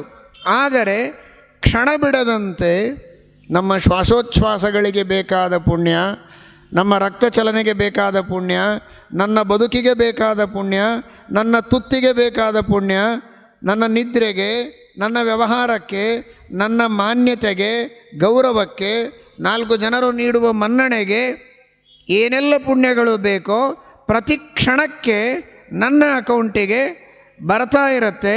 ಅದರಿಂದ ಆಗುವ ಕೆಲಸ ನನಗೆ ಸಿಗ್ತಾ ಇದೆ. ಅದು ರಿಯಲೈಸ್ ಆಗಿ ಬರುತ್ತೆ, ಸುಮ್ಮನೆ ಬರೋದಿಲ್ಲ. ಪುಣ್ಯ ಕೊಟ್ಟಿದ್ದೀನಿ, ಮುಂದಿನ ನೀನು ನೋಡ್ಕೋ ಅಲ್ಲ. ಆ ಪುಣ್ಯದ ಫಲ ಏನು ಬೇಕೋ ಅದೇ ನನಗೆ ಸಿಗತ್ತೆ. ಅಂದರೆ ದೇವರ ಹೆಸರಿನಲ್ಲಿ ಅವನ ನಾರಾಯಣ ಬ್ಯಾಂಕಿನೊಳಗೆ ನಾವು ಪುಣ್ಯ ಇಟ್ಟಾಗ ನಮಗೆ ಪುಣ್ಯ ತಿರುಗಿ ಬರೋದಿಲ್ಲ. ನಾವು ಇಟ್ಟಿರೋದು ಪುಣ್ಯ, ಆದರೆ ಅದರಿಂದ ಏನು ಸಿಗಬೇಕೋ ಆ ಫಲವೇ ನನಗೆ ಸಿಗತ್ತೆ. ಈ ರೀತಿ ದೇವರಿಗೆ ನಾವು ಸಮರ್ಪಣೆ ಮಾಡಿದರೆ ನಮಗಾಗುವ ಲಾಭ. ಅದು ಬಿಟ್ಟು ನಾವೇ ಇಟ್ಕೊಂಡು ಬಿಟ್ಟರೆ ಏನಾಗತ್ತೆ? 3 ತಾಸು ಪರೀಕ್ಷೆಯೊಳಗೆ ಚೆನ್ನಾಗಿ ಎಲ್ಲ ಪ್ರಶ್ನೆಗಳಿಗೆ ಉತ್ತರ ಬರೆದು ಆಮೇಲೆ ಯಾಕೋ ನನಗೆ ರಿಸಲ್ಟ್ ಬಂದೇ ಇಲ್ಲ ಅಂತ ಕಂಪ್ಲೇಂಟ್ ಕೊಟ್ಟರೆ ಏನು ನಿಂದು ನಂಬರ್ ಏನು, ನಿನ್ನ ಪೇಪರ್ಸ್ ಎಲ್ಲಿದೆ ನೋಡು. ಪೇಪರ್ಸ್ ಇರಲೇ ಇಲ್ಲ ಅಲ್ಲಿ. ಮತ್ತು ನಿನ್ನ ಪೇಪರ್ಸ್ ಎಲ್ಲಿದ್ರೆ ನಾವು ರಿಸಲ್ಟ್ ಹೇಗೆ ಕೊಡಬೇಕಪ್ಪ ಅಂದರು. ನಮ್ಮ ಅವ್ವ ಅಪ್ಪಗೆ ತೋರಿಸ್ಬೇಕು ಅಂತ ನಾವು ಮನೆಗೆ ತಂದು ಇಟ್ಟಿದ್ದೆ. ಮತ್ತು ನಾವೇನು ಮಾಡೋಣ ಅಂದ್ರೆ ಅವರು ಬುದ್ಧಿವಂತ, ಚೆನ್ನಾಗಿ ಉತ್ತರ ಬರೆದಿದ್ದಾನೆ, ಎಲ್ಲ ಪ್ರಶ್ನೆಗಳಿಗೂ ಉತ್ತರ ಬರೆದಿದ್ದಾನೆ, ಬರೆಯೋದು ಬರದೆ ಎಕ್ಸ್ಟ್ರಾನು ಬೇಕಾದಷ್ಟು ವಿಷಯಗಳನ್ನು ಬರೆದಿದ್ದಾನೆ. ಅದನ್ನೇನಾದರೂ ಕೊಟ್ಟಿದ್ದರೆ ಫಸ್ಟ್ ರ್ಯಾಂಕ್ ಬರ್ತಿದ್ದ ಅವನು. ಆದರೆ ಮಹಾನುಭಾವ ಅಲ್ಲಿ ಕೊಟ್ಟೇ ಇಲ್ಲ, ಮನೆಗೆ ತೊಗೊಂಬಂದಿದ್ದಾನೆ ಪೇಪರ್ಸ್ ಎಲ್ಲ. ನಮ್ಮ ಹಣೆ ಬರಹ ಹಾಗಾಗ್ತದೆ. ಮಾಡೋ ಕರ್ಮಗಳನ್ನೆಲ್ಲ ಮಾಡಿ ದೇವರಿಗೆ ಸಮರ್ಪಣೆ ಮಾಡದೆ ಅದನ್ನು ನಾನು ನನ್ನದು ಅಂತ ನಮ್ಮ ಹತ್ರನೇ ಇಟ್ಕೊಂಡ್ರೆ, ಅಹಂಕಾರ ಪಡೋದು ಅಂದರೆ ನಮ್ಮ ಹತ್ರ ಇಟ್ಕೊಂಡ ಹಾಗೆ, ಫಲ ಹೇಗೆ ಸಿಗಬೇಕು ಅದಕ್ಕೆ? ಹಾಗಾದರೆ ಫಲ ಸಿಗಬೇಕು ಅಂತಾದರೆ ಕಾಯೇನ ವಾಚ ಮನಸ ಇಂದ್ರಿಯ ಇರುವ ಬುದ್ಧ್ಯಾತ್ಮನಾವ ಅನುಸೃತ ಸ್ವಭಾವಂ ಕರೋತಿ ಯದ್ಯತ್ ಸಕಲಂ ಪರಸ್ಮೈ ನಾರಾಯಣಾಯೇತಿ ಸಮರ್ಪಯೇತ್ತತ್. ಸಮರ್ಪಣೆ ಮಾಡಲೇಬೇಕು. ಆ ಕರ್ಮ ಸುಭದ್ರವಾಗಿರುತ್ತೆ. ಬ್ಯಾಂಕು ಈ ಜನ್ಮಕ್ಕೆ ಮಾತ್ರ ಕೊಡ್ತದೆ. ಹೋಗ್ರಿ ಒಂದು ಬ್ಯಾಂಕಿಗೆ ಹೇಳ್ರಿ, ಹೋದ ಜನ್ಮದೊಳಗೆ ಇದೇ ಬ್ಯಾಂಕ್ ಒಳಗೆ ಒಂದು 20 ಕೋಟಿ ಇಟ್ಟಿದ್ದೆ ಕೊಡ್ರಿ ಅಂತ ಹೇಳಿದರೆ ಅಟೆಂಡರ್ ಕಡೆಯಿಂದ ಒಂದು ಕೋಲ್ ತರಿಸಿ ಒಂದು 4 ಬೆನ್ನ ಮೇಲೆ ಬಾರಿಸಿ ಕಳಿಸ್ತಾರಷ್ಟೇ. ಏನು ಹೋದ ಜನ್ಮ ಮಾತಾಡ್ತೀವಿ, ಹೋಗಾಚೆ ಅಂತಾರೆ. ಯಾರೂ ಕೇಳೋದಿಲ್ಲ. ಆದರೆ ಇಲ್ಲಿ ಹಾಗಲ್ಲ. 1 ಜನ್ಮ ಅಲ್ಲ, 2 ಜನ್ಮ ಅಲ್ಲ, 3 ಅಲ್ಲ, 4 ಅಲ್ಲ, 7 ಅಲ್ಲ, 10 ಅಲ್ಲ, 100 ಅಲ್ಲ, 1000 ಅಲ್ಲ. ಅನಾದಿ ಕಾಲದಿಂದ ಮಾಡಿದಂತಹ ಕರ್ಮಗಳು ಫಲ ಸಿಗೋವರೆಗೆ ಸುಭದ್ರವಾಗಿ ದೇವರ ಬ್ಯಾಂಕಿನೊಳಗಿರುತ್ತೆ. ಫಲ ಕೊಟ್ಟೇ ಹೋಗೋದು, ಫಲ ಕೊಡದೆ ಹೋಗೋದಿಲ್ಲ. ಬೇಡ ಈ ಕರ್ಮಗಳ ಫಲ ನನಗೆ, ನಾನು ಮೋಕ್ಷಕ್ಕೆ ಹೋಗಬೇಕು ಅಂತಂದರೆ ನೀವು ಬೇಡ ಅಂದರೆ ಬಿಡಿ ಅಂತಾನೆ. ಆದರೆ ಅವ್ಯವಸ್ಥೆ ಆಯಿತು, ನಿನ್ನ ಹೆಸರೊಳಗಿದ್ದದ್ದು ಎಲ್ಲಿಯೋ ಹೋಯಿತು, ಕಳೆದು ಹೋಯಿತು, ಇನ್ಯಾರೋ ಕದ್ದುಕೊಂಡು ಹೋದರು, ಅದೆಲ್ಲ ಆಗೋದಿಲ್ಲ. ನೀನೇ ಬೇಡ ಅಂದರೆ ಇನ್ನೊಬ್ಬರಿಗೆ ಕೊಡ್ಬೋದು. ಈ ವ್ಯವಸ್ಥೆಯನ್ನು ದೇವರ ಬ್ಯಾಂಕಿನೊಳಗೆ ನಾವು ಕಾಣಬಹುದು ಅನ್ನೋದಕ್ಕೆ ದೇವರಿಗೆ ಸಮರ್ಪಣೆ ಮಾಡಿ. ನಾವು ಸಮರ್ಪಣೆ ಮಾಡದೇ ಇದ್ದರೆ ಕಳ್ಳರಾಗ್ತೇವೆ, ಕೃತಜ್ಞರಾಗ್ತೇವೆ. ಆ ಕಳ್ಳತನದ ಪಾಪಕ್ಕೆ ಈ ಸಂಸಾರದ ಬಂಧನದಲ್ಲಿಯೇ ಕೊಳೆಯಬೇಕಾಗತ್ತೆ ಎನ್ನುವುದು ಒಂದಾದರೆ, ಸಮರ್ಪಣೆ ಮಾಡೋದರಿಂದ ಸಂಸಾರದಿಂದ ಮೋಚನೆಯಾಗತ್ತೆ. ಇಹಲೋಕದಲ್ಲಿಯೂ ನಮಗೆ ಲಾಭ ಇದೆ. ನಾವು ಮಾಡಿದಂತಹ ಪುಣ್ಯ ಕಾಲಕಾಲಕ್ಕೆ ನಮಗೆ ಒದಗಿಸುವ ವ್ಯವಸ್ಥೆಯನ್ನು ಮಾಡೋದು ದೇವರು. ಅವನನ್ನು ಬಿಟ್ಟರೆ ಇನ್ನೊಬ್ಬರು ಮಾಡೋರು ಇಲ್ಲ. ಆದರೆ ಅವನಿಗೆ ನಾವು ಒಪ್ಸೋದಿಲ್ಲ ಅಂದರೆ ಅದಕ್ಕಿಂತ ದಡ್ಡತನ ಇನ್ನೇನು? ಅದಕ್ಕಾಗಿ ಭಗವಂತನಿಗೆ ಸಮರ್ಪಣೆ ಮಾಡಬೇಕು. ಆ ಪರಮಾತ್ಮ ವಾಯುದೇವರ ದ್ವಾರ ನಮಗೆ ಆ ಫಲಗಳನ್ನು ಕೊಡಿಸ್ತಾನೆ ಎಂಬುದಾಗಿ ತಿಳಿಸಿಕೊಟ್ಟಿದ್ದಾರೆ. ಅವರವರು ಮಾಡಿದ ಕರ್ಮದ ಫಲವನ್ನು ಅವರವರಿಗೇ ಕೊಡುವ ವ್ಯವಸ್ಥೆಯನ್ನು ವಾಯುದೇವರು ಮಾಡುತ್ತಾರೆ ದೇವರ ಆಜ್ಞೆಯಿಂದ. ಹನುಮಂತ ದೇವರ ಕಥೆಯನ್ನು ಕೇಳ್ತಿರಲ್ಲ, ಕಪಿಗಳೆಲ್ಲ ಮೂರ್ಛಿತರಾದಾಗ ಅವರೆಲ್ಲರನ್ನು ಎಬ್ಬಿಸುವುದಕ್ಕೆ ಗಂಧಮಾದನ ಪರ್ವತವನ್ನು ತೆಗೆದುಕೊಂಡು ಬರ್ತಾರೆ. ಸಂಜೀವಿನಿ ಮೊದಲಾದ ಔಷಧಿಗಳಿಂದ ಕೂಡಿದ ಗಂಧಮಾದನ ಪರ್ವತವನ್ನು ಹೀಗೆ ತಂದರೆ ಅದರ ಗಾಳಿ ಬಡದದ್ದಕ್ಕೇನೆ ಅವರೆಲ್ಲ ಎದ್ದು ಕೂಡ್ತಾರೆ. ಕಪಿಗಳು ಕೆಲಸ ಮುಗಿಯಿತು, ಮತ್ತೆ ತಿರುಗಿ ಒಯ್ದಿಡಬೇಕು. ತರೋ ಮುಂದೇನೋ ಹೋಗಿ ತೊಗೊಂಡು ಬಂದರು, ತಿರುಗಿ ಮತ್ತೆ ಅಷ್ಟು ದೂರ ಹೋಗಿ ಎಲ್ಲಿಡೋದು ಅಂತ ಇಲ್ಲಿಂದನೇ ಎಸೆದರು. ಇದು ದಕ್ಷಿಣದ ತುದಿ ಲಂಕಾಯಲ್ಲಿ, ಅದು ಹಿಮಾಚಲದ ಆಚೆಗೆ ಇರುವಂತಹ ಗಂಧಮಾದನ ಪರ್ವತೆಯಲ್ಲಿ ದಕ್ಷಿಣದ ತುದಿಯಲ್ಲಿ ನಿಂತು ಎಸೆದರೆ 50,000 ಯೋಜನ ದಾಟಿ ಆ ಪರ್ವತ ಹಾರಿ ಬಂದು ಮೊದಲೆಲ್ಲಿತ್ತೋ ಅಲ್ಲೇ ಕುಳಿತದೆ. ಮೊದಲೆಲ್ಲಿತ್ತೋ ಅಲ್ಲೇ ಕುಳಿತದೆ ಅಂದರೆ ಯಾವ ಗಿಡ ಕಡಿದುಕೊಂಡು ಅರ್ಧ ಆಗಿ ಬಂದಿತ್ತೋ, ಯಾವ ಕಲ್ಲು ಸೀಳಿ ಅರ್ಧ ಕಿತ್ತಿಕೊಂಡು ಬಂದಿತ್ತೋ ಅದು ಅಲ್ಲಿಯೇ ಹೋಗಿ ಸರಿಯಾಗಿ ಕೂತದೆ. ಆ ಕಲ್ಲು, ಆ ಗಿಡ, ಆ ಕಟ್ಟಿಗೆ, ಆ ಮಣ್ಣು ಎಲ್ಲಿಂದ ಕಿತ್ತಿ ಎತ್ತಿತ್ತೋ ಮತ್ತೆ ಸರಿಯಾಗಿ ಅಲ್ಲೇ ಕೂತದೆ. ಅಂತೂ ಇದನ್ನು ಕಿತ್ಕೊಂಡು ಯಾರೋ ಹೋಗಿದ್ರೆ ಕಾಣಿಸ್ತದೆ, ಮತ್ತಂದು ಕೂಡಿಸ್ಯಾರ ಅಂತನ್ನೋ ಗುರುತೂ ಸಿಕ್ಕಿಲ್ಲಂತೆ. ನಷ್ಟಚ್ಛೇದಾಂಕ ಪ್ರಾಗಿವಾಭೂತ್ ಕಪಿವರ ವಪುಷಸ್ತೆ ನಮಃ ಕೌಶಲಾಯ. ಇದು ಸಾಂಕೇತಿಕ ಕಥೆ, ಅಂದರೆ ನಡೆಯದ ಕಥೆ ಅಂತ ಅರ್ಥ ಅಲ್ಲ, ನಿಜವಾಗಿ ನಡೆದದ್ದೇ. ಆದರೆ ಇದೊಂದು ಸಾಂಕೇತಿಕ. ಏನಿದು? ಯಾವ ಕಲ್ಲು, ಯಾವ ಗಿಡ, ಯಾವ ಮಣ್ಣು, ಯಾವ ಎಲೆ ಎಲ್ಲಿ ಅರ್ಧ ಹರಿದು ಬಂದಿತ್ತೋ ಅದು ಮತ್ತೆ ಅಲ್ಲಿಯೇ ಕೂಡೋ ಹಾಗೆ ವಾಯುದೇವರು ಎಸೆದಿದ್ದಾರೆ. ಇದರ ಅರ್ಥ ಅನಂತ ಜೀವರಾಶಿಗಳು ಕರ್ಮಗಳನ್ನು ಮಾಡಿದ್ದರೂ ಕೂಡ ಯಾವ ಜೀವ ಯಾವ ಕರ್ಮವನ್ನು ಮಾಡಿರ್ತಾನೋ ಅದೇ ಜೀವನಿಗೆ ಅದೇ ಕರ್ಮದ ಫಲವನ್ನು ಒಬ್ಬರೇ ವಾಯುದೇವರು ಕೊಡುವುದಕ್ಕೆ ಸಮರ್ಥರಾಗಿದ್ದಾರೆ. ಇವನು ಮಾಡಿದ ಕರ್ಮ ಅವನಿಗೆ, ಅವನು ಮಾಡಿದ ಕರ್ಮ ಇವನಿಗೆ. ಅಯ್ಯೋ ಒಂದು ಸ್ವಲ್ಪ ಅವಸರದಲ್ಲಿ ಮರೆತುಬಿಟ್ಟೆ, ನೀವು ಮಾಡಿದ್ರೇನು ಪಾಪ ದಾನ, ಆ ಪುಣ್ಯದ ಫಲವನ್ನು ನಾನು ಇವನಿಗೆ ಕೊಟ್ಬಿಟ್ಟೆ, ಸಾರಿ ಏನು ಅನ್ಕೋಬೇಡ್ರಿ, ಇನ್ನೊಮ್ಮೆ ದಾನ ಮಾಡಿರಿ, ಏನು ಮಾಡಲಿಕ್ಕಾಗೋದಿಲ್ಲ, ಐ ಆಮ್ ಹೆಲ್ಪ್ಲೆಸ್. ಯಾಕಂದರೆ ಅದು ಅವನಿಗೆ ಹೋಗ್ಬಿಡ್ತು. ಈ ಪರಿಸ್ಥಿತಿ ವಾಯುದೇವರಿಗೆ ಎಂದಿಗೂ ಬರೋದಿಲ್ಲ. ಸ್ವಸ್ವಸ್ಥಾನ ಸ್ಥಿತಾತಿ ಸ್ಥಿರ ಶಕಲ ಶಿಲಾ ಜಾಲ ಸಂಶ್ಲೇಷ ನಷ್ಟಚ್ಛೇದಾಂಕ ಪ್ರಾಗಿವಾಭೂತ್ ಕಪಿವರ ವಪುಷಸ್ತೆ ನಮಃ ಕೌಶಲಾಯ. ಇದು ವಾಯುದೇವರ ಕೌಶಲ. ವಾಯುದೇವರ ದ್ವಾರ ಈ ರೀತಿ ಕರ್ಮಗಳ ಫಲವನ್ನು ಅವರವರಿಗೆ ಸಿಗುವಂತೆ ಮಾಡುವ ವ್ಯವಸ್ಥೆಯನ್ನು ಮಾಡುವ ದೇವರಿಗೆ ಸಮರ್ಪಣೆ ಮಾಡದೆ, ಭಾರತೀ ರಮಣ ಮುಖ್ಯ ಪ್ರಾಣಾಂತರ್ಗತ ಶ್ರೀಕೃಷ್ಣನಿಗೆ ಅರ್ಪಣೆ ಮಾಡದೆ ಹಾಳಾಗಬೇಡೋ ಮನುಜ, ಭಗವಂತನಿಗೆ ಸಮರ್ಪಣೆಯನ್ನು ಮಾಡು ಅಂತ ಕವಿಗಳು ಹೇಳ್ತಾ ಇದ್ದಾರೆ. ಶ್ರೀಕೃಷ್ಣ ಅರ್ಪಣಮಸ್ತು.